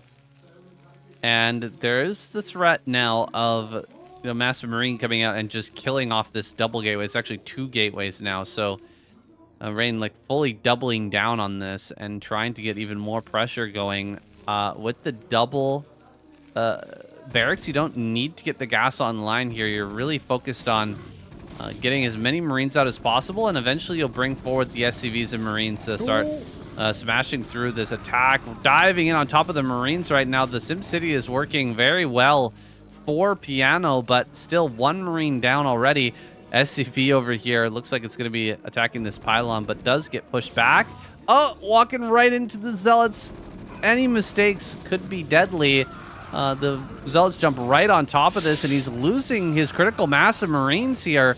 You really need to get up to a very high count of Marines so that you can start to bully this back effectively. Yeah, Rain's done a great job of reducing that count of Marines, and another pair of Zealots making their way in just as this Zealot's being hunted down. Doing a great job of stretching Piano to the limit. And as long as he can keep the pressure on, he can eventually get a core online, and suddenly Dragoons are out, and then the Marines don't feel as good anymore. He will eventually start throwing this gas down now. But has Rain done enough damage to buy the time needed to stop Piano from being able to kill the pylon at that double proxy gate?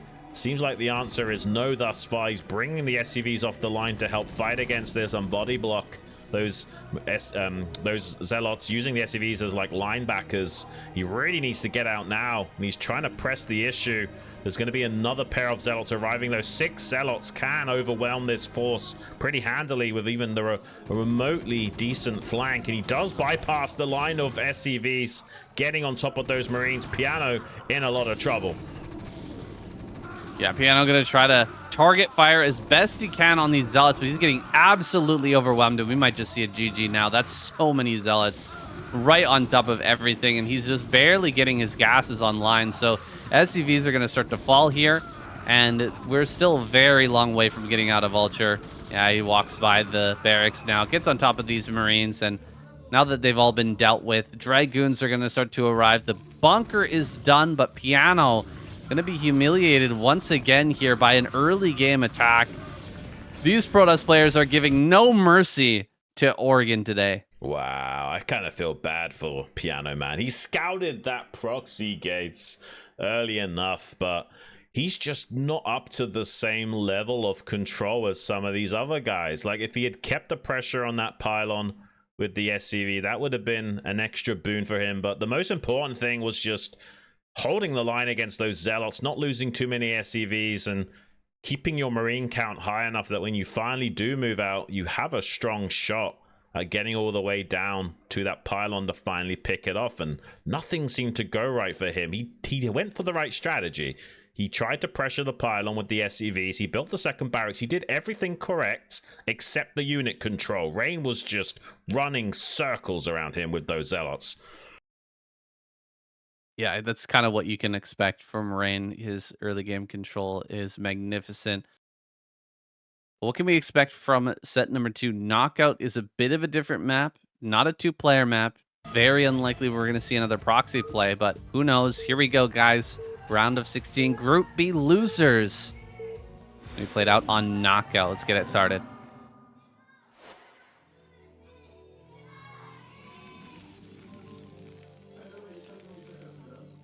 All right. Piano, aka Oregon, bottom left. Rain spawning in the top left. Big map this time. Very unlikely we'll see another proxy. But we could still see something pretty aggressive from Rain. It's pretty clear at this point that Oregon is not prepared for that early game aggression. Yeah, and we've talked about it a lot with just the MO of Korean players. They know if they're against a slightly weaker opponent, they can just have a field day forcing interactions and never letting them play the game that they want to actually play. This is Piano's weakest matchup. He's a great player in the sense that he knows how the game is played. He's a caster. He understands what he needs to do, but the execution isn't always going to be there. So the best way to exploit a guy like that is to just keep the pressure on from start to finish. And I'm going to feel a bit bad for Piano if he can never play an actual mid game in this group. It's looking like that could be the case, where they're not even going to allow him to set up an orthodox build order and be undisturbed in any regard. We'll see, though. Maybe this will be a much more normal game on this slightly larger map, 4-player. It's possible that there might be some aggression from Rain still. We saw that from Snow against Piano right off the bat in the group. but I hope not. I hope Piano can actually play a relatively standard game here and showcase some of his skill. Yeah, I hope so as well. I mean, nobody wants to see him get absolutely annihilated by just a couple of early game units like we saw versus Snow, but it could absolutely happen. The struggle is real in this matchup, and Rain, he is a different level of beast. I feel like this guy is one of the hardest players for Rain or for Piano to actually take on. Like, out of everybody that he could end up in a group against, probably the worst player he could end up facing is Rain. Yeah, Rain or Snow for me, I think, has just been an absolute death sentence for him thus far. Maybe this game will be different. He's going for a bunker expand. Little bit of greed can go a long way for Terran. Will help him optimize for a stronger mid game. You can translate this into a vulture drop, or we could just go straight into a 5 or 6 factory push. This gives you a lot of options as Terran. Can feel pretty comfortable when you get away with this. You can see a 19 Nexus from Rain. He's optimizing a little bit himself now. That's a little bit of a greedy Nexus, but relative to the bunker expansion, it's totally fine.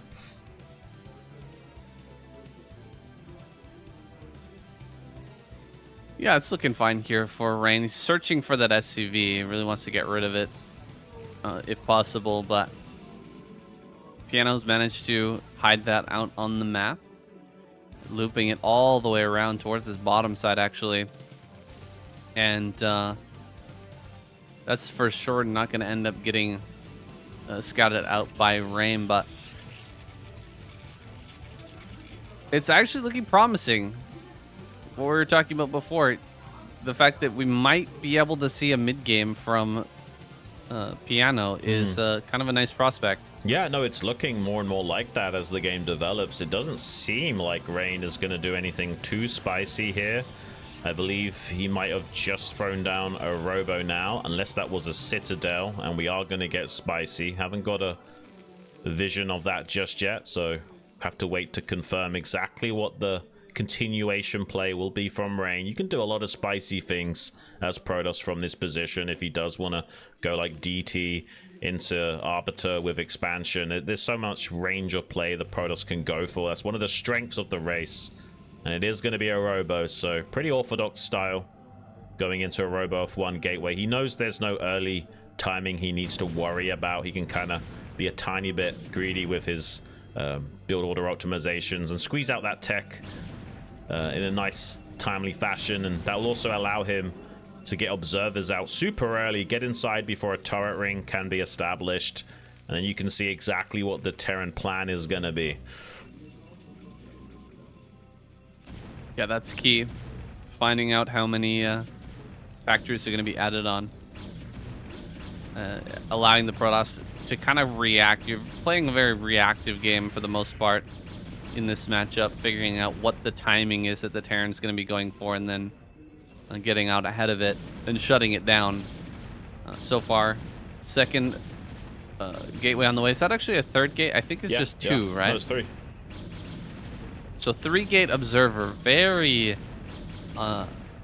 defensive play from Rain. Maybe expecting something a little bit cheeky out of Piano here, like maybe a drop or something like that to try and get out ahead and deal a lot of damage. Gonna run forward here, try to get an SCV.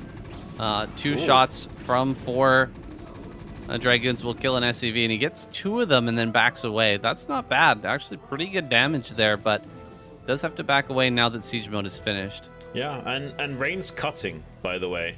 Like, he's making those 3 gateways, but he's not making units out of every single one of them. He's got a 6-minute third base timing. If you're doing non-stop Dragoon production, that's closer to 7 minutes. So Rain, he's kind of juking and jiving with his timings. He's really fine-tuning it to what he expects out of Piano, and he saw how late the factory units were. He didn't see any strong response to this pressure on the bunker, so he was like, okay, I can cut my Dragoon production a little bit, optimize my own economy, And now he still has those 3 gateways to pump out units if this was going to be something like a pressure play out from Piano. And the Observer confirms that he doesn't even need to worry about that. So yeah, Rain can keep optimizing as he goes forward. It's possible he might even get super greedy and go for a very quick 4th base behind this, just because he sees that there's no timing from Piano like something like a 3-fact or a 4-fact. This is most likely going to be 2 factories into 5. That delays any possible timing from Piano quite significantly, that you don't need non-stop Dragoon production anymore. Yeah, this is the superpower of Rain.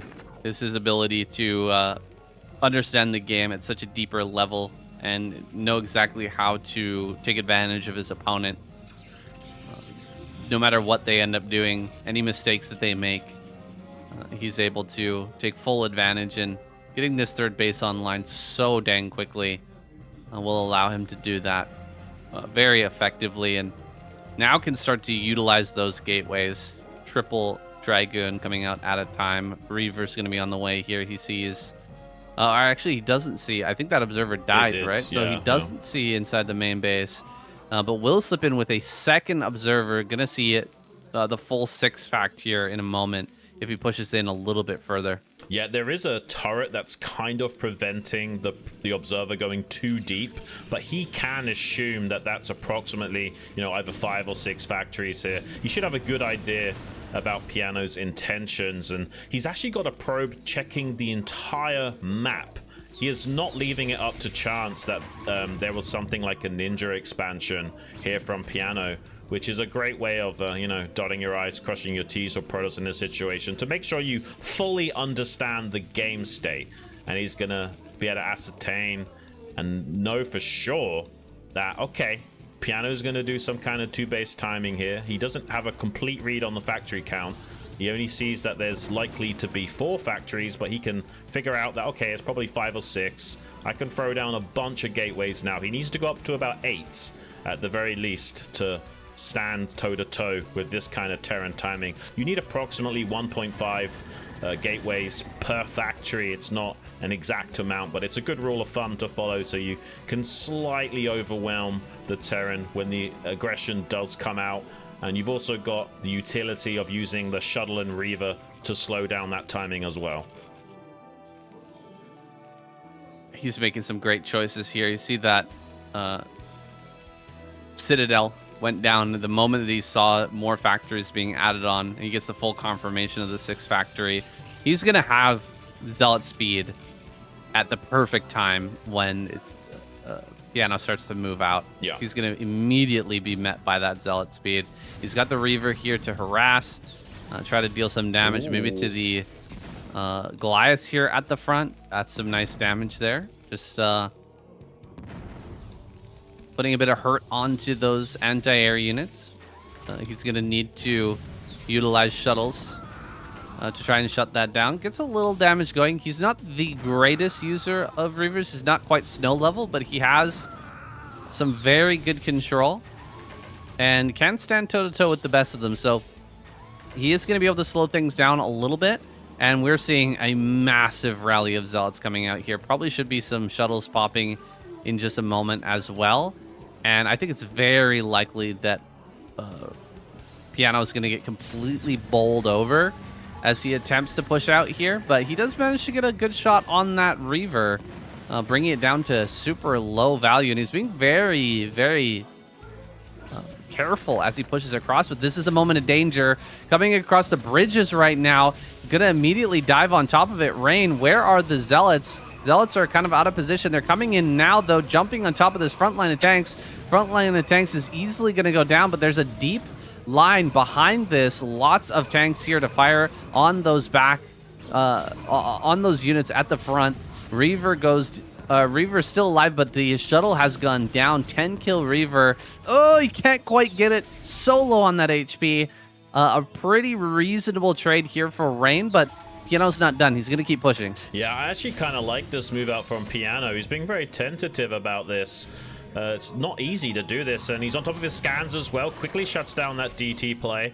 Needs to be careful not to get caught with his pants down now, though. All the tanks unsieged as the second round of Zealots come in. A shuttle with Reavers as well to boot. This could be a lot of damage for Rain to completely overwhelm this. Tanks exploding to those Scarab shots. Phase disruptions from the Dragoons ripping apart the tanks as well. It was a nice effort from Piano, but Rain is just on top of it. He's got the exact right amount of units that he needs to shut down this push timing. He's got his fourth base on the way in the top right corner as well. Pretty masterful execution from Rain. I agree with you, he's not quite got the same caliber of control as someone like Snow, but a little better than someone like Best when it comes to utilizing some of those units, and he did a great job of shutting down that timing from Piano. He's gonna double down a bit now, make a few additional factories. He's got a CC on the way to float to the third base eventually. He's going to be much more slower behind the curve of the game now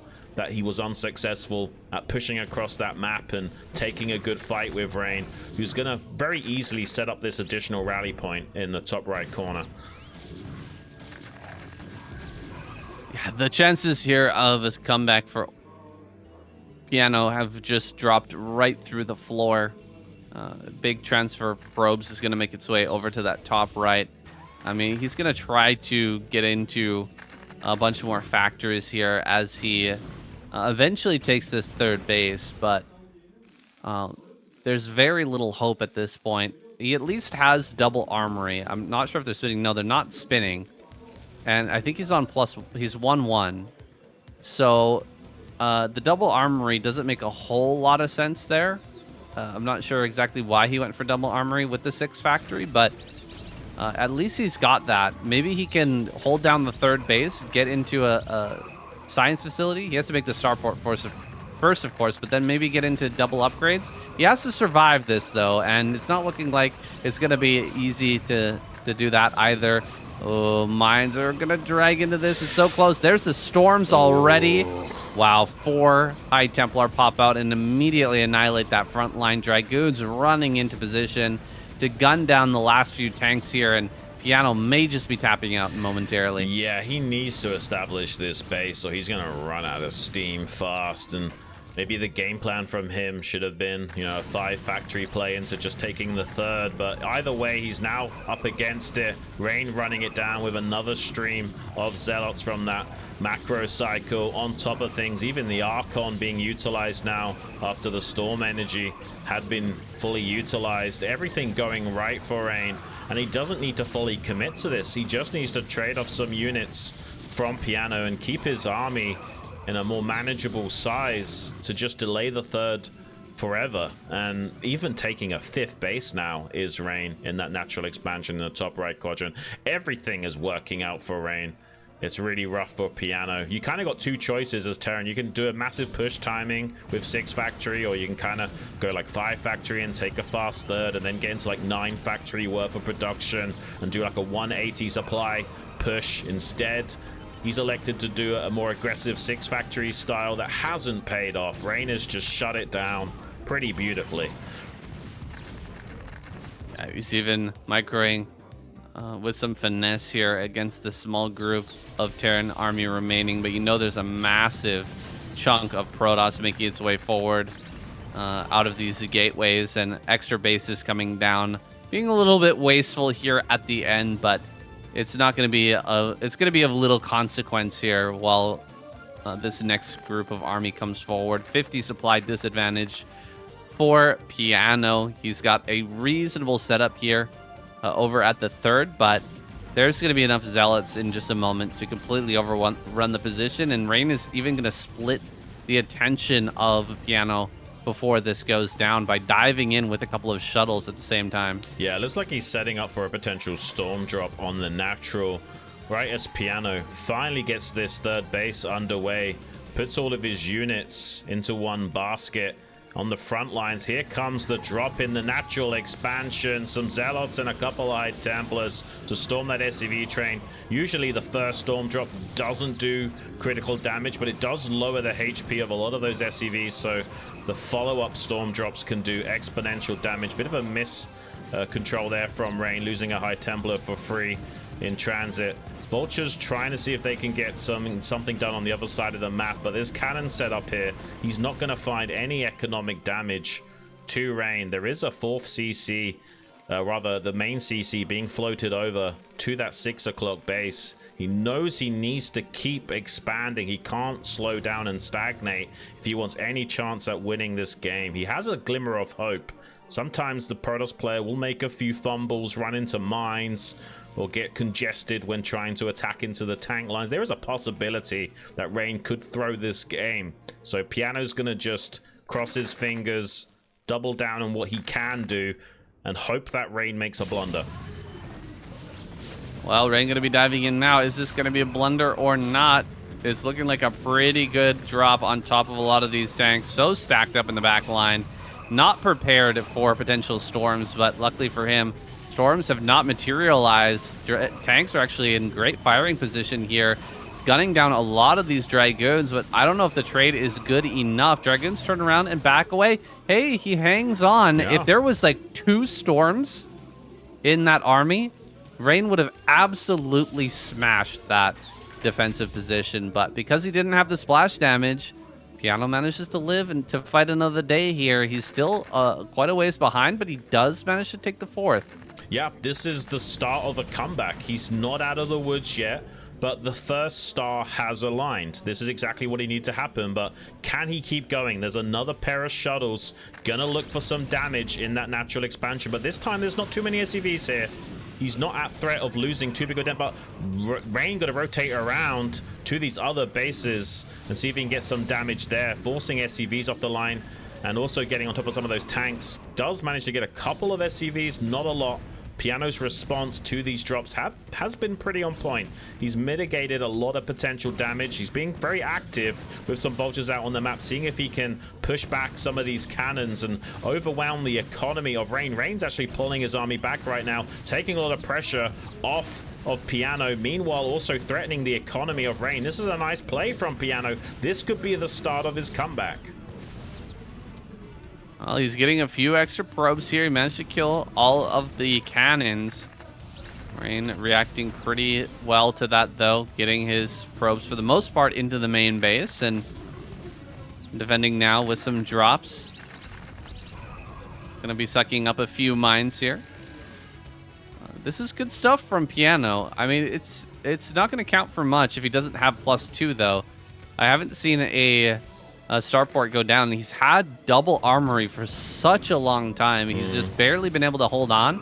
So I guess it was the right choice not to get that immediately, but he needs to get that eventually if he wants to take on Rain in the late game. Yeah, it's unfortunate. You know, obviously he's going double armory just to get the faster 1-1 timing, but he's not really excelled because of how delayed the 3rd base was for Piano. He's kind of had to cut a bit. If he wants to have enough army to keep Rain at bay, he's having to sacrifice his upgrade timing. Storm drop at the 6 o'clock, doing quite a bit of damage, even getting a storm on the tanks. Pretty good storm dodge. Another storm on some of those SCVs. This isn't absolute critical damage, but because Piano's already behind the curve of the game, any damage can surmount to quite a significant advantage for Rain. And he's got a pretty big army now. There's a big supply differential. Rain ahead by about 60, approaching 70 supply. Piano could be in a lot of trouble. If he chooses now to move out, he could find himself absolutely obliterated. He needs to buckle down on this high ground. He has got the tanks in position with the vultures in front to screen, but the storms can prove devastating since these tanks are so clumped up. Luckily for him, there's not too many storms in reserve. Just one more storm, though, can be enough on those tanks. Oh my gosh, so many of them going down, and the remainder on low HP. Piano is struggling to keep up with the trading. He's just not got the APM to like split all of his tanks and do everything that he needs to do against a high-level Protoss, and he's suffering for it.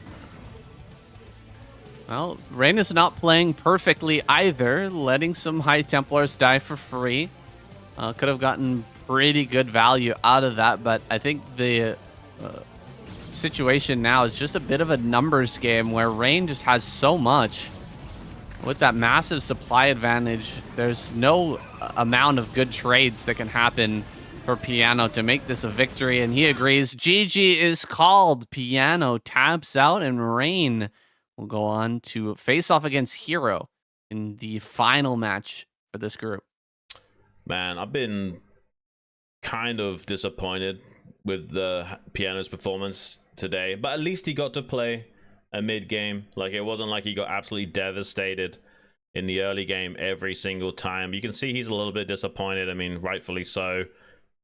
He's been a great underdog to have in the ASL. We did not expect him to break through the round of 24. He was able to showcase his skill set against some of the other races like those TVTs, but unfortunately he's just come up short against Protoss here today, not even getting an opportunity to play against Hero. It is what it is though, guys. So many great players end up getting absolutely obliterated in the round of 24 and the round of 16. It's just the way she goes. You're going to have such a good set of players in that round of 8. And we are looking like we are going to have a really special round of 8 at this pace. I'm looking forward to seeing some of these other groups and how the tournament develops. But don't go anywhere, guys. Run to the bathroom if you gotta. Grab some water, grab some fruit, whatever you gotta do, and join us for this round of 16, Group B, final match between Hero and Rain.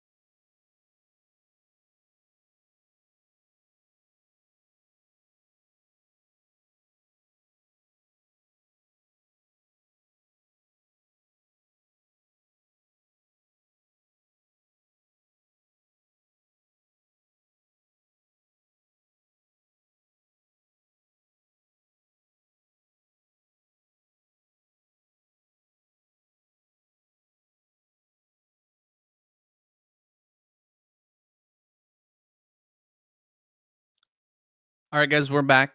It's time for Hero versus Rain. Only one of these guys can advance. Only one of them can get into the round of 8. Who's going to join Snow and who will join Piano? Heading home tonight. Is it going to be Hero?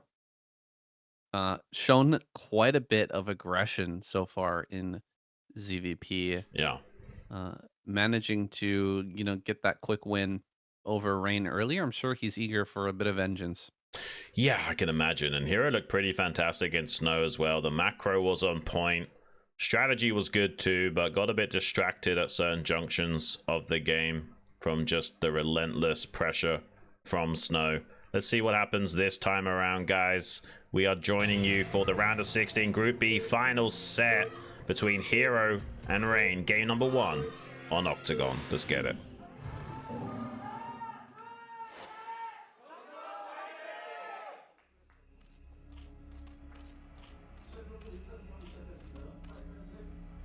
All right, Hero over here in the top left-hand corner.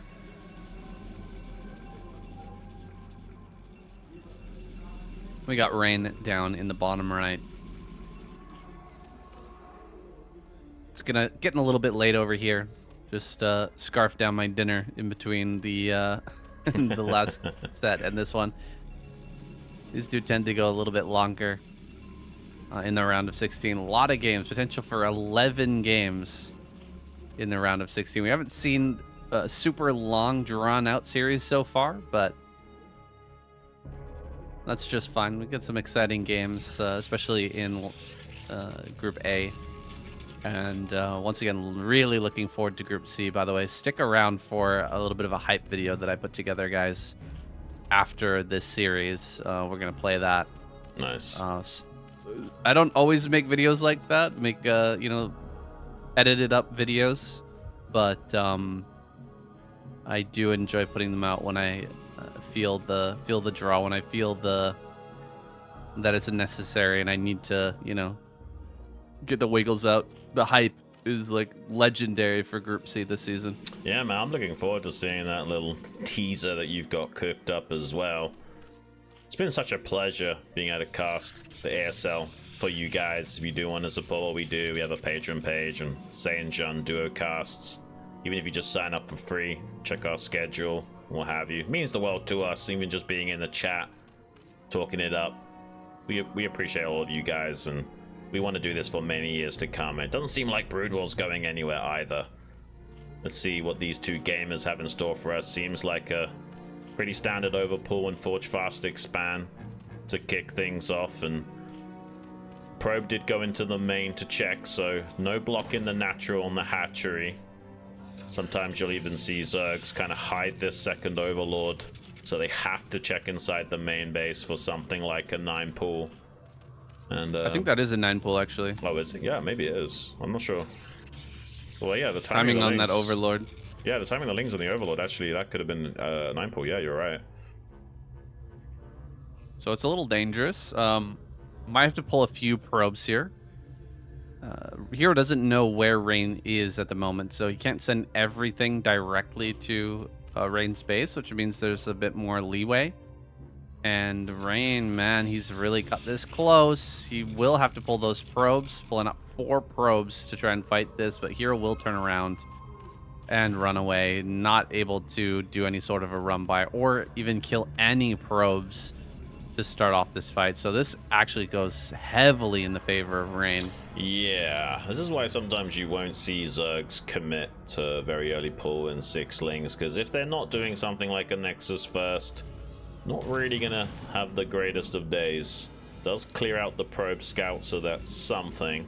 Rain pretty optimized, you know. He had to pull some probes to the wall in, so that's a small compensation to Hero, but not that significant since he can keep these probes in their natural to start mining for the natural as it finishes up. Rain looking pretty good to kick off this series. Gonna try to slip out a probe right before the Lings arrive. Might have been a good idea to send that out just slightly sooner, because that would have gone completely unscouted by Hero. But Rain gonna have these chase and continue to try to get more information out on the map. Looks like he's got the angle on it. Can't quite get by. Will turn around and now might be able to just go through the center of the map and look to scout out what Hero's up to. Zealot heading in that direction already. Layer on the way. So no Hydra Bus this time. Hero mixing it up. Yeah, and there is a Zealot ahead of schedule. Despite this probe being hunted down by Hero, this Zealot will get in and confirm what's going down. So Rain won't have to hedge his bets here. If he gets in with this Zealot, identifies exactly what Hero's electing to do without going for something like a fast Hydra Den, he now knows he won't need a bunch of safety cannons as well. Sees the Spire being plopped, can now harass the drone line a little bit and run behind the mineral line to trade off more Zerglings. This is looking fantastic for Rain. Like, the scouting information in PvZ is probably one of the most important things, and Hero did try and shut that down this game and has been unsuccessful. He stopped the probes, but this Zealot getting in is such a big boon for Rain. Is able to target down the Zerglings that have the least HP there. Able to get a couple of kills on those, and with the full scouting information, I'd say Rain feeling very comfortable at this point. Doesn't need to throw down those safety cannons. Has the Stargate done, and Corsair on the way. Spire gonna be finishing up here soon. Shouldn't lose too many Overlords. Maybe just the one. Probably the one down towards the bottom left. I think Rain will probably send that directly. See if he can't get at least one Overlord. The advantage certainly going over to Rain, but Hero's definitely not out of this. It's a slight edge that could be made up for by some strong mid-game play. As long as he plays perfectly from here and doesn't make any glaring errors, Rain won't be able to take advantage. Yeah, he's gonna commit the first Corsair to scouting, see exactly what's going on in case this Zealot got shut down, but he's actually gonna get in with the Zealot and the Corsair. This is a little bit annoying for Hero. He's getting his drones disrupted, does try and optimize and pull them back in time, throwing down some buildings with the weakened drones like the creep colonies to defend. But this is, oh my gosh, is he gonna get the Overlord before the Scourge? This is so close. Can he flick shot it down? He's trying, but he's, oh my god, he runs, he breaks the ankles of the Scourge, loops back around, finishes off the Overlord. Hero in interception vector though wants to try and bully this Corsair into the corner and catch it. Can Rain get this Corsair back to safety? One Overlord for a Corsair is really not that worth it, honestly. Oh, geez. He kind of needs to get this back home, and it looks like he's going to get it. Yeah, Hero fix that off. That, not quite worth it, I have to say. Going to follow it up with double DT, but there's already a sunken colony and a lot of Overlords over this base. So what can Rain actually do? Can he slide in here and get some real damage going? There should be mutas popping out soon. Zealots come in. They see the sunken colony actually going to move in that direction. Lings come up from behind. Drones can be pulled and actually get on top of this. He should be targeting down the DT with the sunken colony, trying to get on top of that, but he's not really doing a great job of drilling this. He does manage to surround that second DT though, and finishes it off. This is a bit of a blunder from Rain, not really getting the damage that he needed out of all this commitment. Yeah, but he has got a DT coming in a bit belatedly, just as Hero thought he was stabilizing. Is denying mining time here at the third base, so this is some reasonable compensation here for Rain. There's not that many Hydras, so you can actually bully these a bit with the DTs. Eventually Hero will clean this up, but not before losing a few of those Hydras, and now a couple of drones as well. Even going to be escaping with the life of that DT momentarily and try and run it around and keep Hero distracted. And since he disrupted the mining so much at the third base, I would say this is an overall win for Rain.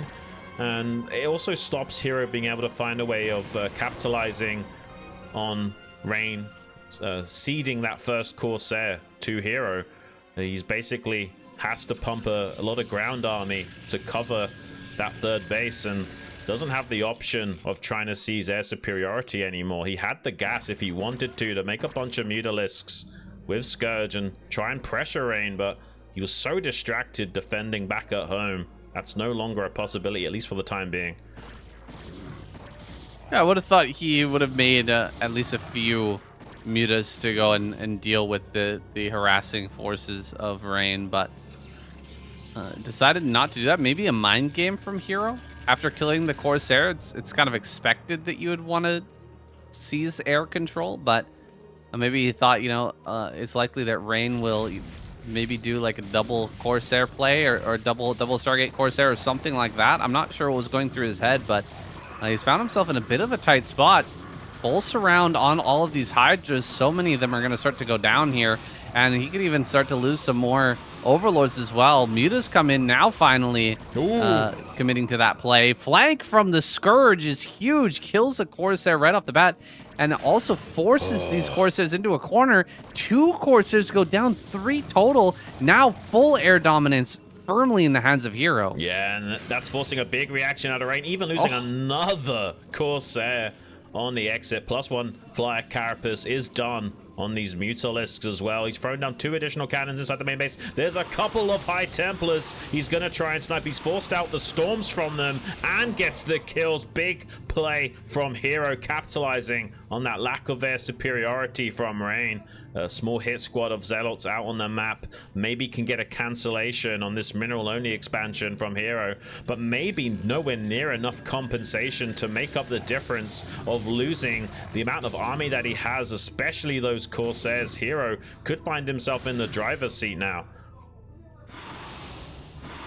If he just wants to play layer-based style with tons of mutas and a lot of Hydras, I think that's going to be tough for Rain to deal with after losing so much.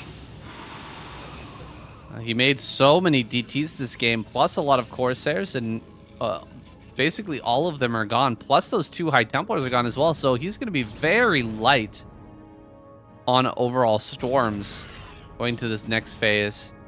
And we may see Hero dive in and start to kill even more High Templars, so this is going to be quite hard for Rain. Are we actually going to see Hero get out ahead in the series? It's possible. With a set 1 victory. It's very possible at this point. Hero does not seem to be switching things up into any sort of a hive play. He is going to stick with Mutalisk Hydra, and he's going to pump a lot of Hydras here soon. Yeah. You can see his supply already 20 ahead of Rain. And he's doubled down. He has got some more Mutalisks that were just produced. Definitely does seem like it is going to be that Muta Hydra style. Rain desperately needs a 3rd base online. He wanted the 6 o'clock to get extra gas, but has been relegated and forced to take this mineral only instead. Very suboptimal for Rain going forward, and might find himself running out of options in this game soon, as Hero definitely taking the lead. There's a bunch of Dragoons here. He's hunting for High Templars, but there's none on display at least, so that's something going right for Rain.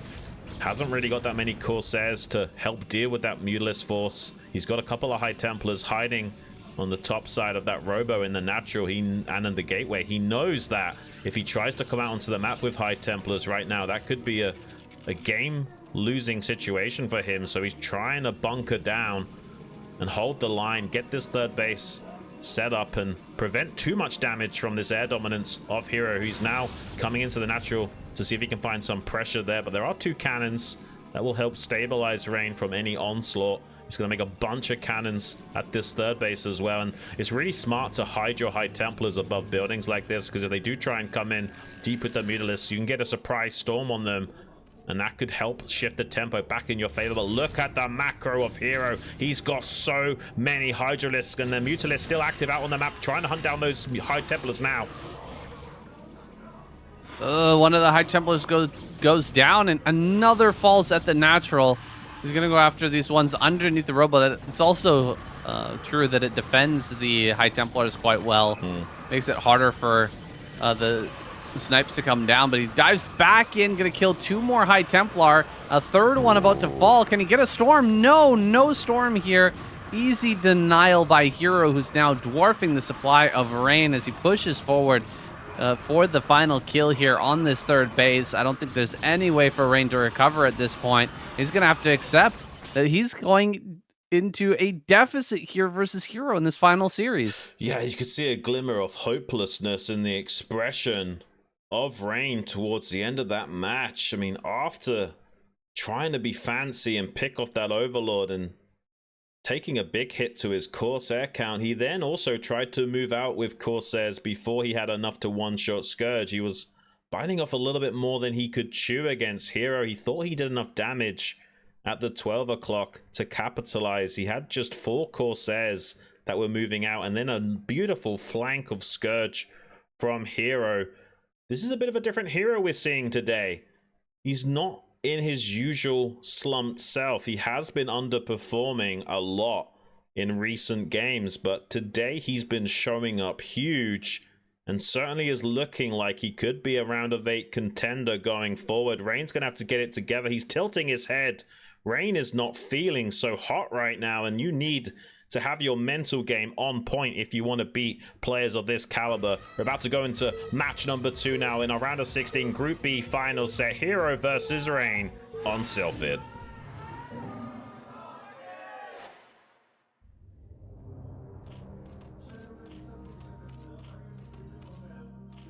Hero spawning bottom right. Rain in top center. Trying to get a bit fancy in that last game. Styling on him with the Corsair micro to kill that one Overlord, you're right, but wasn't worth it in the end, giving up that air dominance, that air control. And trying to be super fancy with the DT play as well. That was more of a mini style of play, going 4 DTs early. It hurts your overall Templar count, and it slows down your storm timing, and we saw what can happen when you're low on high Templars there. Hydra mass absolutely overwhelming Rain as he was struggling and scrambling to get that third base online. Yeah, I mean, what can you say about it, man? Oh, look at this. Another fast pull from Hero. Maybe feeling like if it's not broke, don't fix it. It's possible Rain tries to be super cheeky this game with something like a Nexus First, but it's not optimal at all. You don't usually want to go for a Nexus First on Sylphid, but sometimes doing the unexpected can be the right thing in StarCraft. He's got a very early probe scout, so that's something going Rain's way. Getting this first scout against Hero will pay dividends. Identifying this very fast pull will help him get a nice crisp forge here. Sometimes players will delay their forge as long as possible, but this time around you can make that a bit more on curve. He's throwing that down at about 12 supply. Definitely more effective at shutting down something like that 6-ling aggression, trying to go for a run by or what have you. Maybe Rain will fare better against Hero this time around, but Hero's been looking pretty phenomenal in this group today.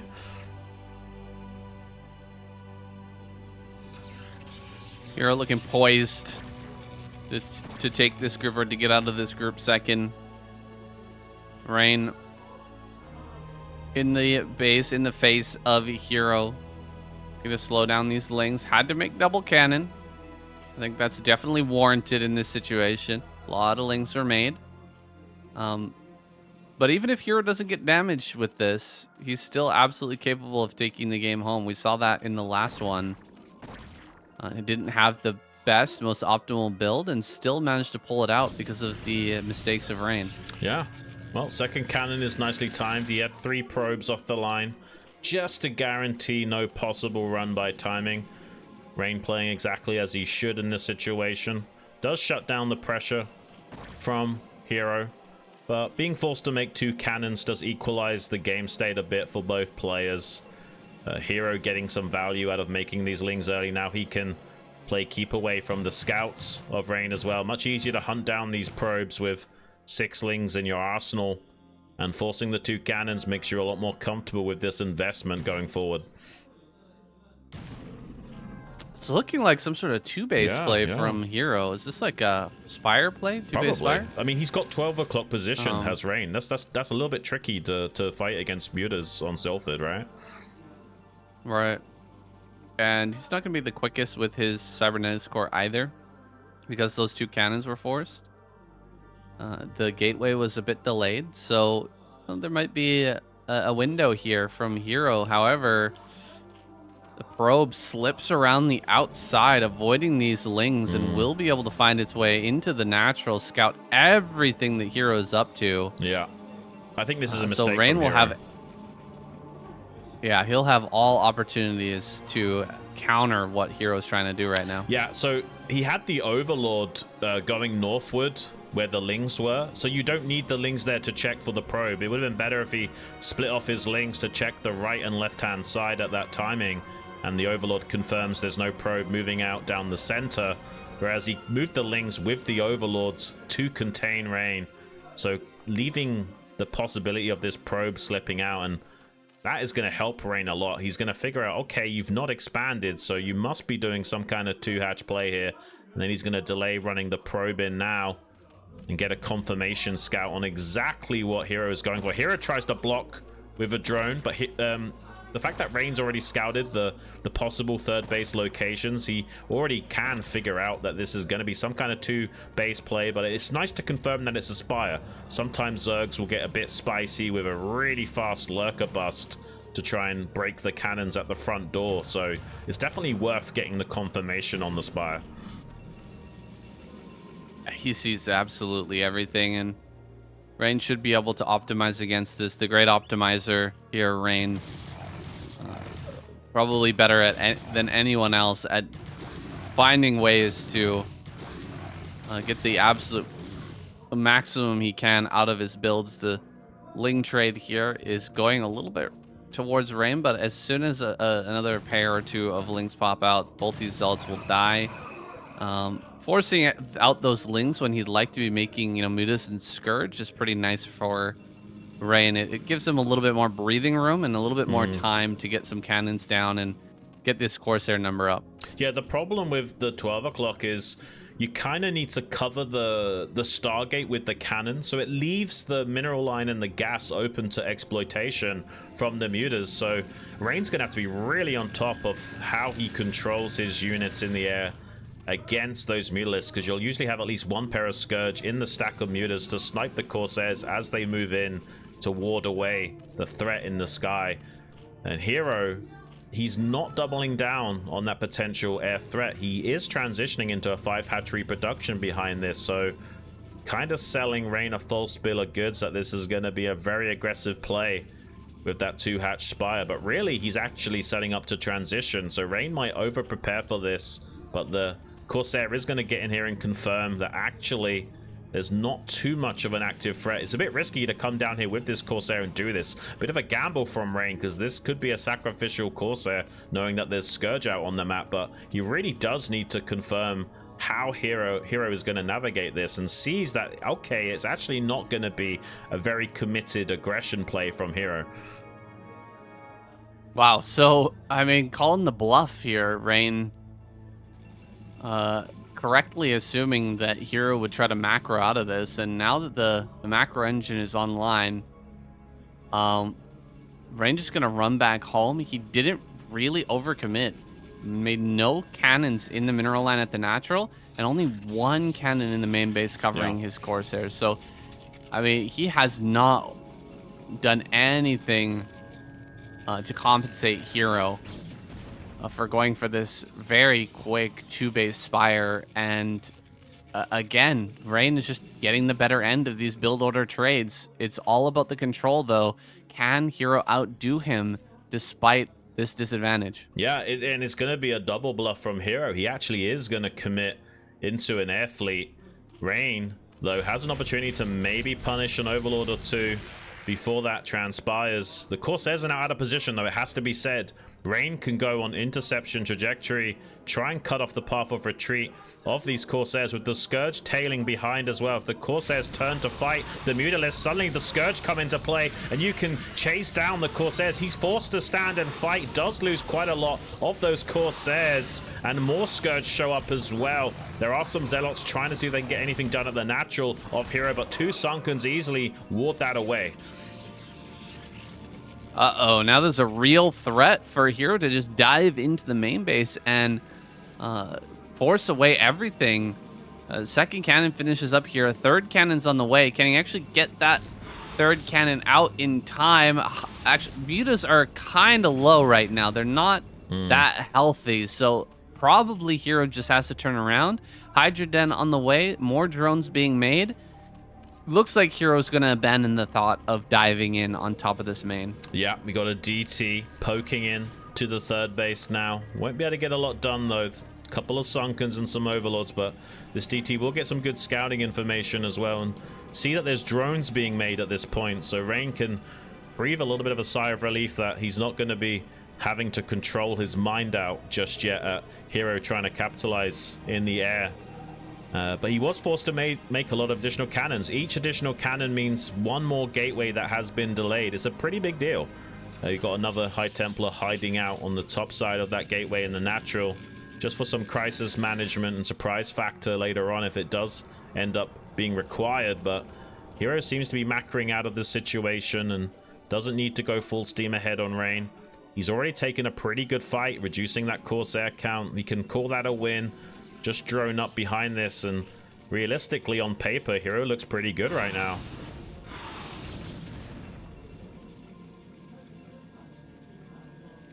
Pushing in there, has a few Scourge hidden, was hoping for maybe a Corsair sniper too, but for now, looks like Hero has dealt with this, or excuse me, Rain has dealt with this effectively. Hero is on 3 gases, so he could have a massive switch into Lurkers. We'll see if he has that in mind. Right now, can't really deal with this DT and doesn't seem to want to take a 4th base just yet. That's kind of a prerequisite for going into this next stage. There's the double evolution chamber. This is looking very familiar and very similar to the game against Snow earlier.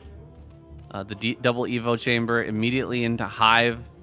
Hero is gearing up for another late game macro transition, but can he do a little bit better here against Rain with his Defiler play? He had a lot of gas banked up, by the way, for this Lurker transition, and he is indeed doing that. And this Robo is pretty late, so it's going to be a long time before observers come into play as well, and there won't be that many, so Hero can also go for tactical snipes on those observers to capitalize on his own Lurker-based style. Has the Hive on the way. Mineral only 4th base as well now for Hero, getting set up. This looks like it's gonna be a pretty solid macro game from both sides, and Hero poised in a slightly advantageous position going forward. Still trying to be active with this Mutalisk Scourge, seeing if he can gun down a couple of those Corsairs, and if Rain gets too cocky, maybe even a High Templar or 2 as well. So far, he's being very tentative about when he brings these High Templars to bear. He's only just now positioned 2 at this 3rd base. Once cannons have been established, once he's got a good track of where the Mutalisks are. Needs to be careful, though, at any moment. That's a pretty good storm for Rain, killing pretty much all of the Scourge there, and also these Mutalisks being so low, now the Dragoons can help finishing them off as well. Finally, he's dealt with the threat in the sky from Hero, but Hero has just about now got a crazy amount of Lurkers set up back at home. Yeah, I don't see an observer with this. He's going to come forward and poke a little bit, but has to back away immediately. Hydra's going to run forward, try to cut off the Dragoons as they try to retreat. Storms go down. We will bully this back for now. These are so stacked. Oh my gosh. Could hit 4 Lurkers at the same time pretty easily, but without the observer, it's not going to be possible. Hero really needs to reposition those, though, as the Defiler Mound comes up. He's going to be transferring into Hive, and Rain will be on 4 gases here shortly. Yeah, we got that Defiler Mount already on the way for Hero. Everything's curved out pretty good for him. Rain, though, will have a strong economy of his own. He's going to be getting these 4 bases up relatively undeterred.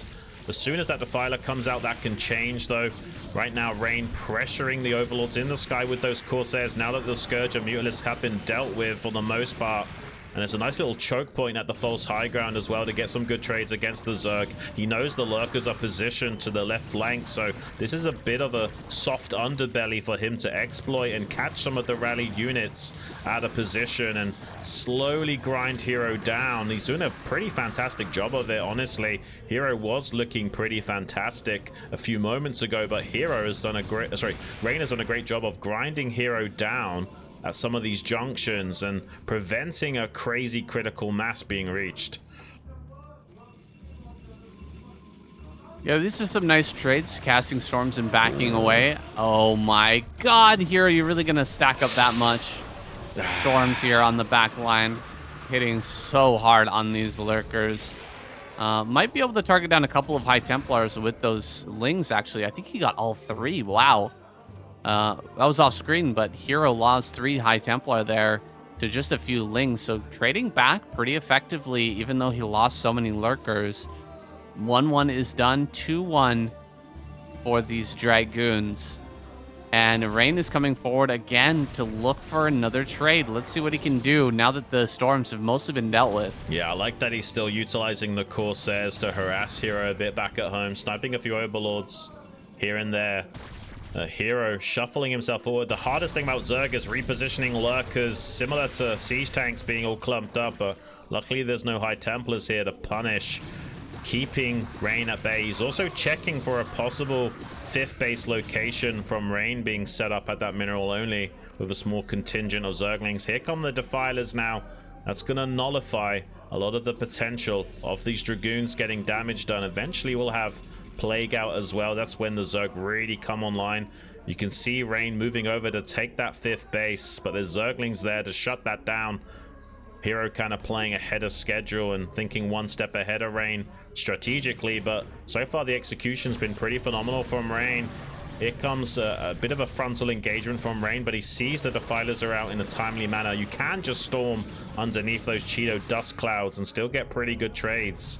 And the Protoss, honestly, is pretty happy to skirmish at this point. You kind of fake attacks and then just storm the Zerg line and kind of rinse and repeat as that energy replenishes on those High Templars. We even see additional Robos being thrown down at some of these expansions, so Rain can eventually start to make Reavers at these bases and slowly turn this into a split map scenario. Yeah, we're getting into a position now where Rain is going to have to start moving around the left-hand side, preventing the bases from going down at that other main base. Finally, we may see the first Plague here of the game. He's moving into a good position. Plague on that back line, trying to shove forward here. Rain wedging himself into a bit of a sticky situation. Another nice Plague in the middle of all this stuff. A lot of Zealots dying here for almost no gain, but 3,000 minerals banked up behind this. Rain starting that Reaver production as well, still geared up for the late game and ready to take it all the way here against Hero. Yeah, it seems like he's just ignored taking that mineral only. He's going to set the 3 o'clock. He's also got the possibility of setting up the mineral only on the left-hand side of the map here. Hero also will want to expand to this corner. He needs to secure this other main base so that the split map isn't too hard to contend with for himself going forward. As long as he leaves at least one gas expansion ahead of the Protoss, he'll be okay as the game develops, but still with some good trades, Rain will be fine. And targets the Defiler with the Reaver, and some pretty good storms coming out as well, shutting down access to this other portion of the map. This really does take the wind out of Hero's sails if he can't set up those additional bases. Meanwhile, Rain is double expanding himself, putting on pressure to this false high ground base of Hero as well. Hero might be feeling a bit desperate and go for a big counter attack at the natural. There's a few High Templars here that do get surrounded. There's a Defiler in support of this army as well. Luckily, there's a Reaver here in the natural to help make up some of the difference as the army of Rain gets pulled back into position to try and clean this up. Dark Swarm right on top of the natural means he's gonna cleave through a lot of these cannons. Actually, Zealot Rally pops out just in the nick of time, and with the Reavers helping out, he's able to shove this back pretty effectively. There's a nice Plague. but it's not going to make up for the fact he just lost that base in the false high ground center left, and Rain is now controlling that lane, making sure that no more bases can come up in the other main down at the bottom left. Rain seriously starting to run away with this game now as Hero tries to surround the army. He's going to run right up amongst everything, but the storms are pretty darn good. Just basking in that storm is Hero for the most part. Shuttle goes down. Not sure if there was actually some Reavers in that shuttle. That seemed like a mistake from Rain sending that over to assist, but didn't pop out any Reavers and lost it immediately. Base over in center left is likely to go down here as well, and this army is starting to get cleared out. Maybe there's still some hope for Hero if he can finish off that army and get another base on the left-hand side. Yeah, it's a small win. He's taken out that mineral only on the left-hand side. We're just seeing that on screen now. But, you know, Rain doesn't sweat that too much. He's got this 3 o'clock gas expansion to supplement when that false high ground gets mined out pretty quickly. There is a reduced yield on those bases, so they don't last for too long. But, yeah, now Hero's kind of opened up this left-hand lane to start expanding there once again. It looks like Rain is gearing up to maybe storm over the high ground if he wants to later, but might not even need to. He's got some Reavers hitting his hatchery. He's going to get reasonably low on HP to be sniped later. Needs to be careful, though, not to take any bad fights against Hero from this point onwards. Hero could overwhelm this army at any moment if he's not careful with his positioning. And he hasn't got a lot of infantry supporting these High Templars. Luckily for him, Hero's not bringing all of his forces to bear. There's a massive rally point of Hero down towards the southern hemisphere that's not yet being brought to the front lines. He's just skirmishing with Rain. That's giving a lot of wind to Rain to surge forward and get back into a position to deny these expansions on the left-hand side of the map. Hero is not really utilizing all of his tools to the best of his ability, and now it looks like he might get this hatchery shut down yet again. Oh man, it was scary there. Rain controlling a Reaver or a shuttle with 2 Reavers inside and only 2 HP on it. Looks like the Lurker egg block not going to work out down towards that bottom left, and he's kept those Reavers alive just long enough to win that previous fight. Drops potentially going into the main now with DTs. While all of this chaos is happening, Hero is falling apart, man. He just hasn't got the value out of this hive play that he needed, and Rain is completely out of control. Another super low shuttle making its way in, and in fact gonna get all the way in here for another storm drop, killing a bunch of drones, and in fact eviscerating the army that's left over here. Hero just about to be forced out of this game with 100 supply advantage. Now, oh my god, so much damage from these storms. Rain is so close to clearing things out. Yeah, I mean, Hero was close to running away with this game, but unfortunately was unable to do so. Great play from Rain. Bit of a smile on his face there. Relief from how that game number 1 went down. Finally, he is fighting back in this series, taking it to a decider match. I mean, Hero's macro looks pretty on point today, and his overall strategy seems good too. However, he does seem to be struggling a little bit controlling those masses of Zerg army. I mean, that's pretty much true for any Zerg player. That's one of the hardest things about Zerg. It's one thing making a lot of units. It's another thing getting them to fight and engage how you want them to. That's the marks of a great Zerg player. Their units are so strong, but if you can't leverage them in the proper way with good engagements, it doesn't really matter. And unfortunately, he got outclassed by Rain in this game despite the early air superiority. And I don't think we've had a good opener for Hero yet in this series, so I wonder if we're gonna finally get one for him. It feels like Rain has been winning over him in the poker aspect of Brood War by just choosing the correct builds and getting the punish. It doesn't mean that that's the reason why he's losing, but you know, with a good early game, I'd love to see what Hero can do and whether he's able to take down Rain. Well, Let's see if he finds it now. The ASL season 21 round of 16 Group B final match between Hero and Rain. Let's get it.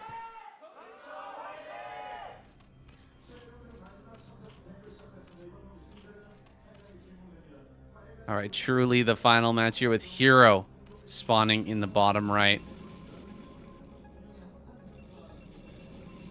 We've got Rain in the top right.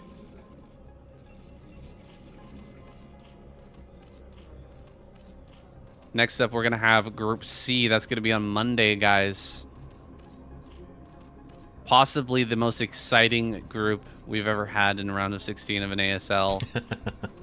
So much hype around that, and I've got a little video to show you guys after this final game. So stick around for a little bit. We'll show that off, and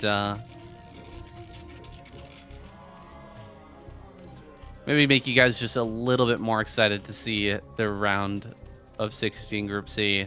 Yeah. Add a little bit more lore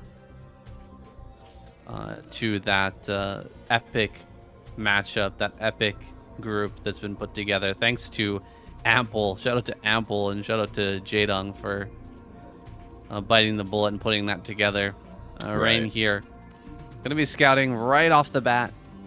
He sees the spawning pool. It is an overpool this time, so Hero not gonna be making, you know, quick 6 lings again. Might actually have a reasonable build opener to take on Rain this time. Yeah, let's see how this develops. Super excited to see the little teaser you got cooked up, as well as that Group C match on Monday. It's going to be an absolute banger, man. Can't even wait. So excited to finally see some old rivalries reignited. Could be the last time we ever see Flash on stage in the ASL. I'm just, I feel kind of privileged, Saiyan, to be here with you, bringing the action to these guys. Been a bit of a dream come true. If you were to tell me 20 or so years ago that I'd be one day bringing you guys coverage of the ASL, I don't think I would believe you. But here we are. I'm so stoked. Yeah, me as well. And we've covered now, what is it, 3 seasons? This is the 3rd season. Yeah. That we've covered, and it's been an absolute honor. Rain gonna be pulling back here for now.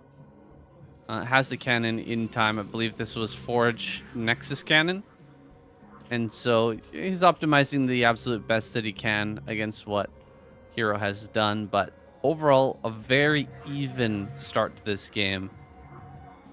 Which is a little bit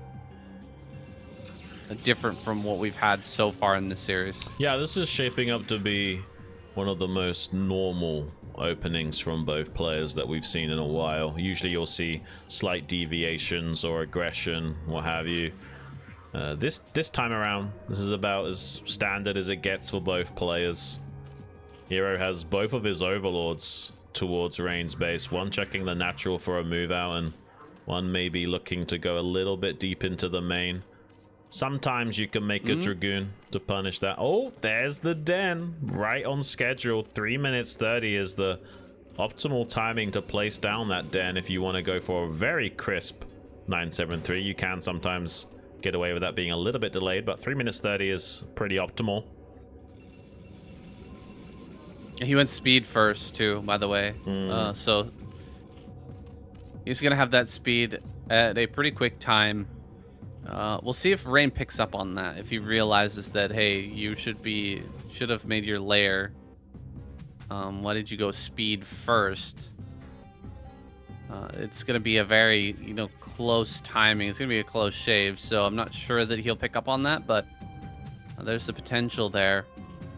Lings here at the natural, blocking out. Very important that he keeps this probe in the dark.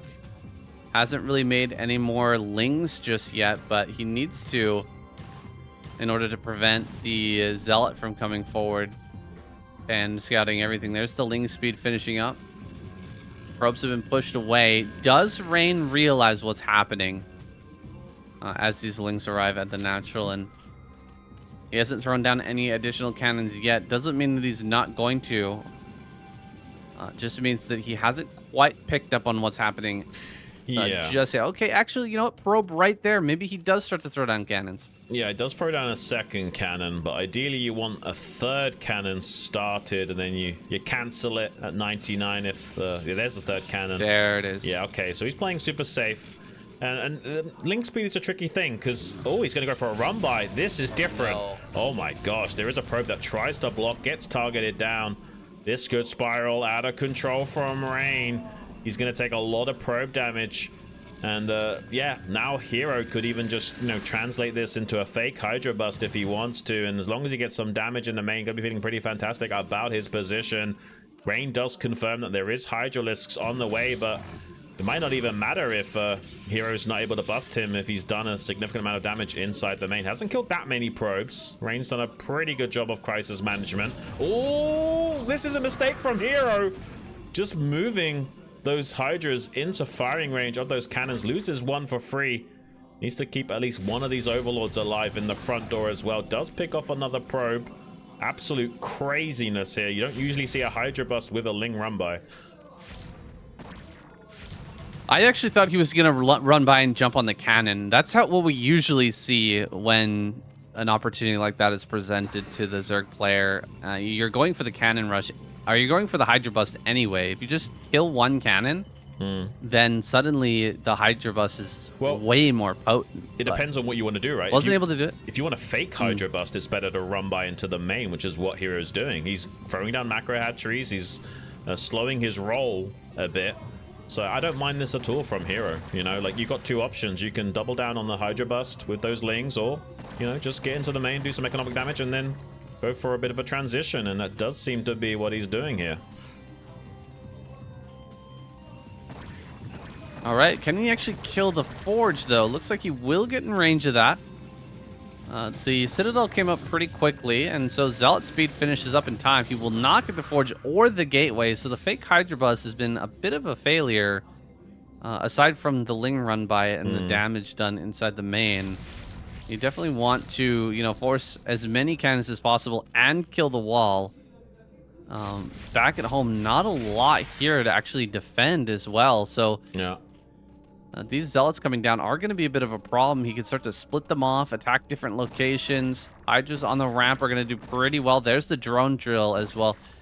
Good decision from Rain to just pull back immediately, because that would have been a bit chaotic. Yeah, this could have spiraled a bit out of control from both sides if they made a few missteps. He is trying to go after these 4 Hydras that were coming back from the front lines. You can attribute the failure of breaking that Forge to throwing away a Hydra for free as well. If he'd gotten that Hydra in that line, targeting the Forge and sent up another Hydra or two, maybe could have actually ended up getting that Forge. But as it stands, this is still pretty good for Rain now. Getting the cancellation on that 4th base is a little bit problematic for Hero. The transition isn't that clean. He's going to be able to shut down this DT from coming in, so that's something. But delaying that 4th base is a pretty huge deal. It's a very greedy 4th that Hero's trying to get set up after forcing that many cannons in response from Rain. But Rain does find compensation, at least a little bit. Yeah, as long as he's able to keep Hero off of a 3rd gas, like, his position just gets better and better. Oh my god, he got it.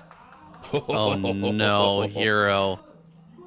That is a real shame. Like, you can't really do much on 2 gases as a Zerg player. Like, sitting on the mineral only here, what can he really make? I mean, he gets a few mutas out. He's got some Scourge here to try and do a little bit of harassment, but it's very hard to do anything significant as a Zerg, aside from just building pure Hydralisk and trying to overwhelm your opponent. Yeah. I mean, the position's still okay for Hero. It's just nowhere near as good as it could be, right? He does get in there, kill some probes with the Mutalisks. It's something. And the 4th base will still be up in a timely manner. Just really pains you to not only get cancelled once, but it actually dies the 2nd time. That's a wasted 300 minerals. DT's even going to come in here and chip away a little bit at that hatchery. Hero not really catching a break. Luckily, there's at least a couple of Hydras here to bully that back. Tries to get the intercept on that DT on the exit. Not quite finding it, though.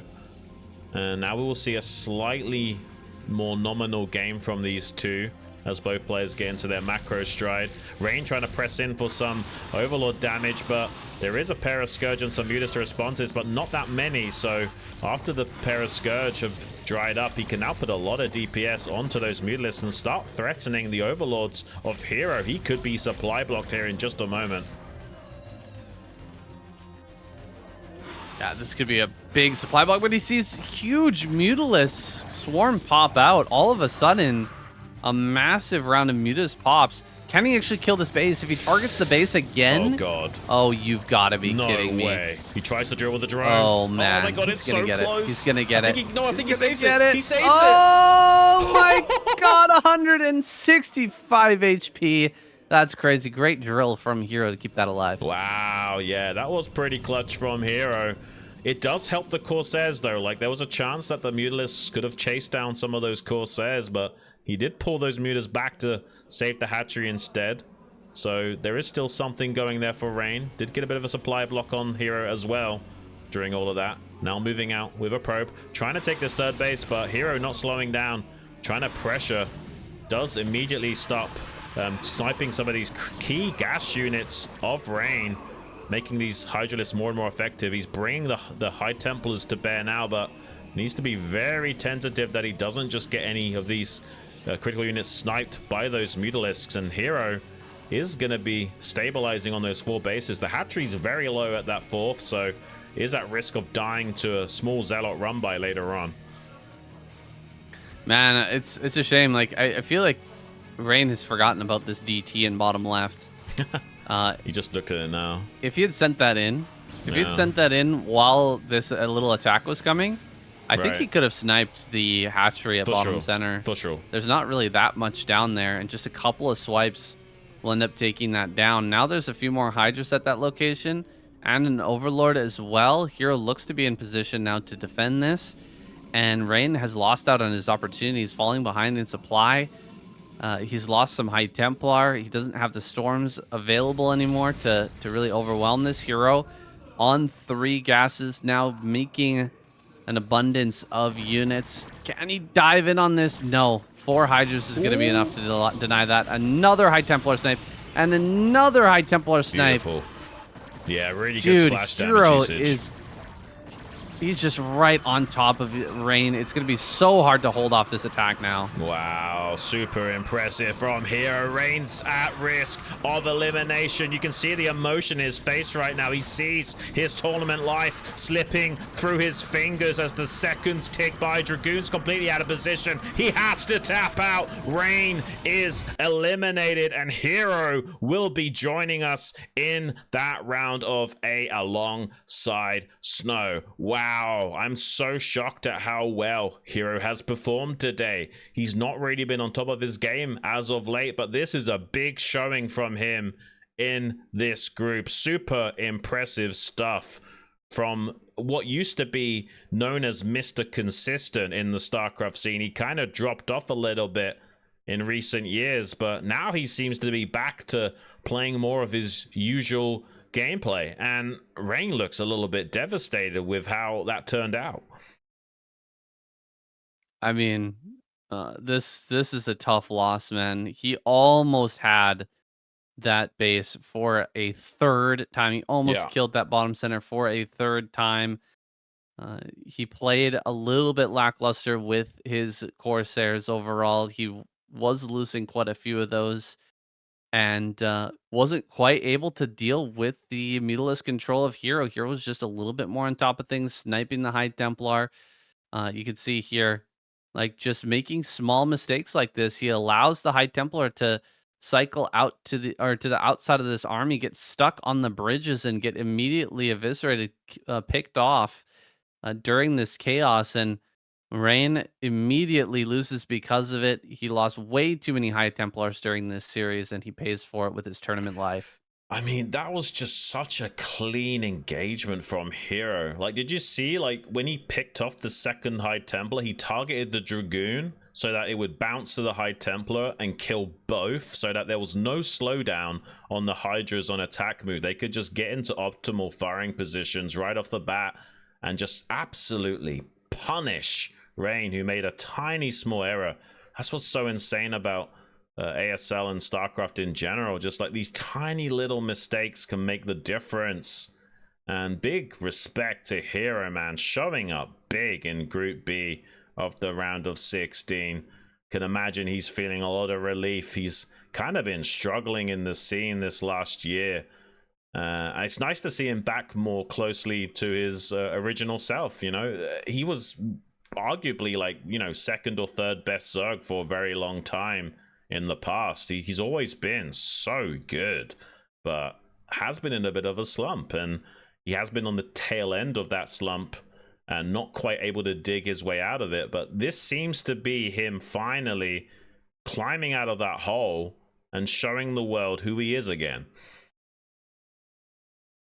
Yeah, it's always hard to tell exactly what kind of form these guys are in before we get here to the ASL. But we were feeling like, you know, that slump may be over. He was still struggling a little bit here and there with different things, but Right. he's shown some great games today, and hopefully his form continues to improve and he can continue to show great games. It's a little bit sad to see Rain go out. He's such a legend. He's been such an incredible player, such an incredible personality in the scene, but he made some serious errors, and Hero was able to capitalize. He even was able to, you know, overcome some pretty difficult positions against Rain. Rain unable to close those uh, strong spots in a couple of these games, and so definitely the deserving player won here. Hero going to be advancing, and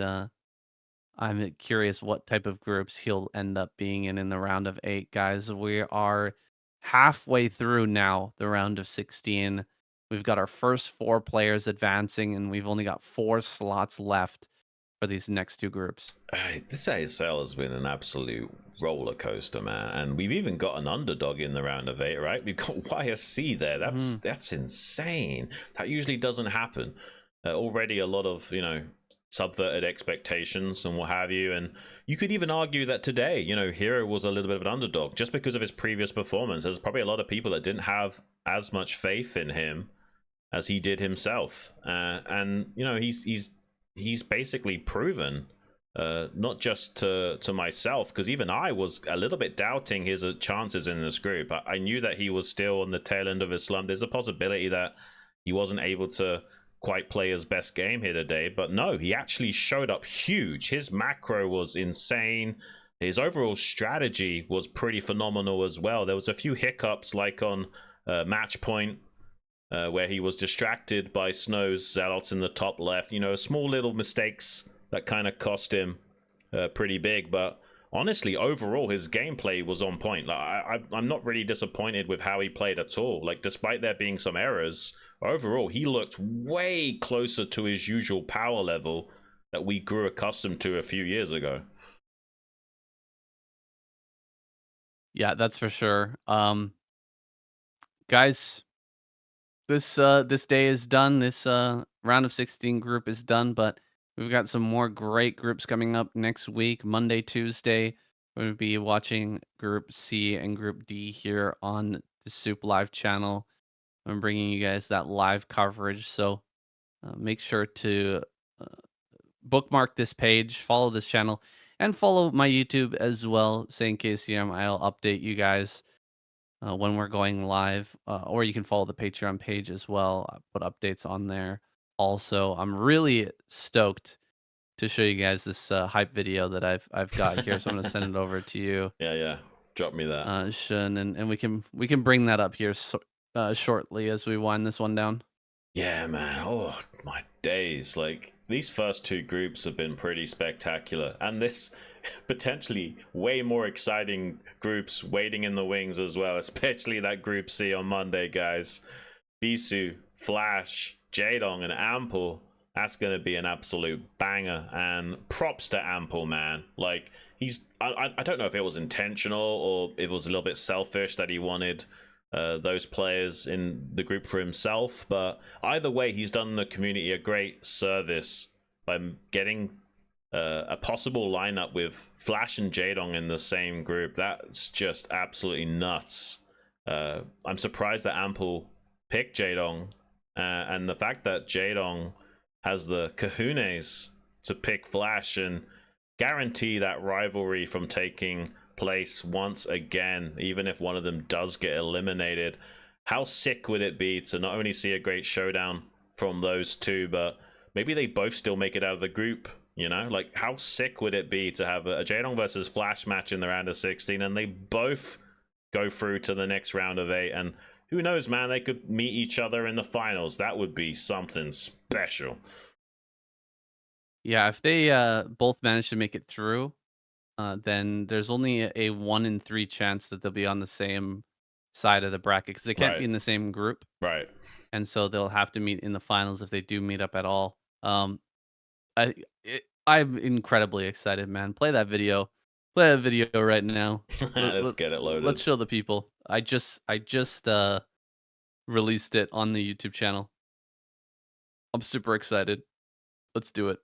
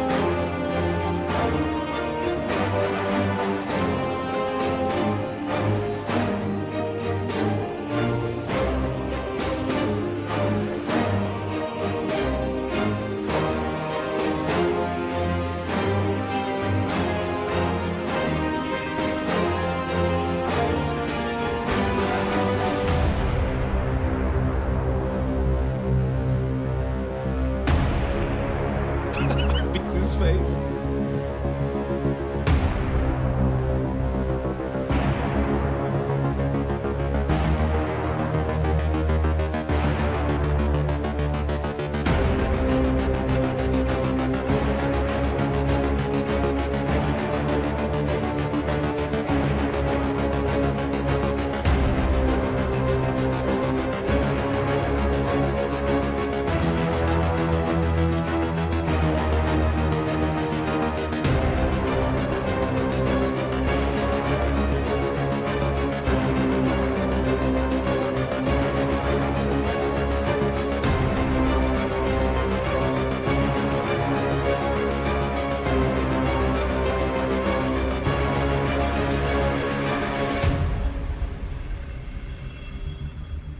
최고의 상태였는데 이영호라는 선수가 갑자기 등장을 하더니 연습을 하는데 굉장히 좀 다른 느낌을 받았어요. 엄청 많이 만난 것 같아요. 그래서 그때 그런 말을 했던 것 같고, 사실 좀 정말 많이 만났는데도 상대 전적에서 거의 비슷비슷하니까 라이벌이라고 부를 수 있을 것 같아요. 자신감을 계속 잃지 않아서, 그래서 그 당시엔 그랬어요. 계속 지면서도 다시 하면 이길 것 같은 그런 생각이 돌이켜보면 그랬던 것 같아요.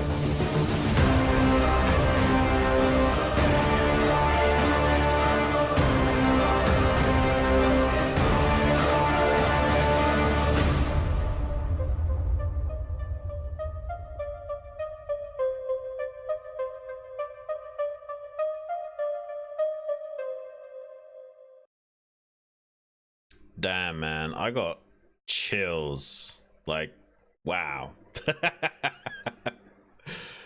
Looking forward to that. That's for sure. Oh my gosh. Hope you guys liked it. Oh man, did you see Bisu's face? He was like, "Oh God, what is even happening? I picked Ample to make this group simple. What is happening right now? Why did you pick Flash, Jaedong? Why did you pick Jaedong, Ample?" Poor Ample, but I mean, he set this group up for himself. Shout out to him for Yeah. giving us probably the greatest group of all time. Um, it's gonna be absolutely fantastic, guys. We're gonna be here to cast it for you live on Monday. Thank you guys so much for watching today and tuning in to the live stream or to the YouTube after the fact. If you guys enjoyed that little preview video, definitely throw me a sub over on YouTube. It's free. Go and like the video as well. I appreciate it very, very much. And we do a lot of other casting on that channel as well. So Yeah. don't miss out on it, guys. I think that's it for now. And yeah, we'll be back again in the next week. Yeah, thanks so much, guys, for tuning in. It really does mean the world to us that, you know, you care about what we do and you tune into the cast and you love StarCraft as much as we do. We got so much adoration for this scene, and being able to bring you this coverage is a dream come true. So thank you so much for tuning in. Please don't miss it on Monday. It's going to be absolutely nuts. We look forward to joining you there over on ASL English on Soup Live. Don't miss out. Thanks again. Hope you guys enjoyed your stay with us today in the round of 16 Group B, and we'll see you in the next one.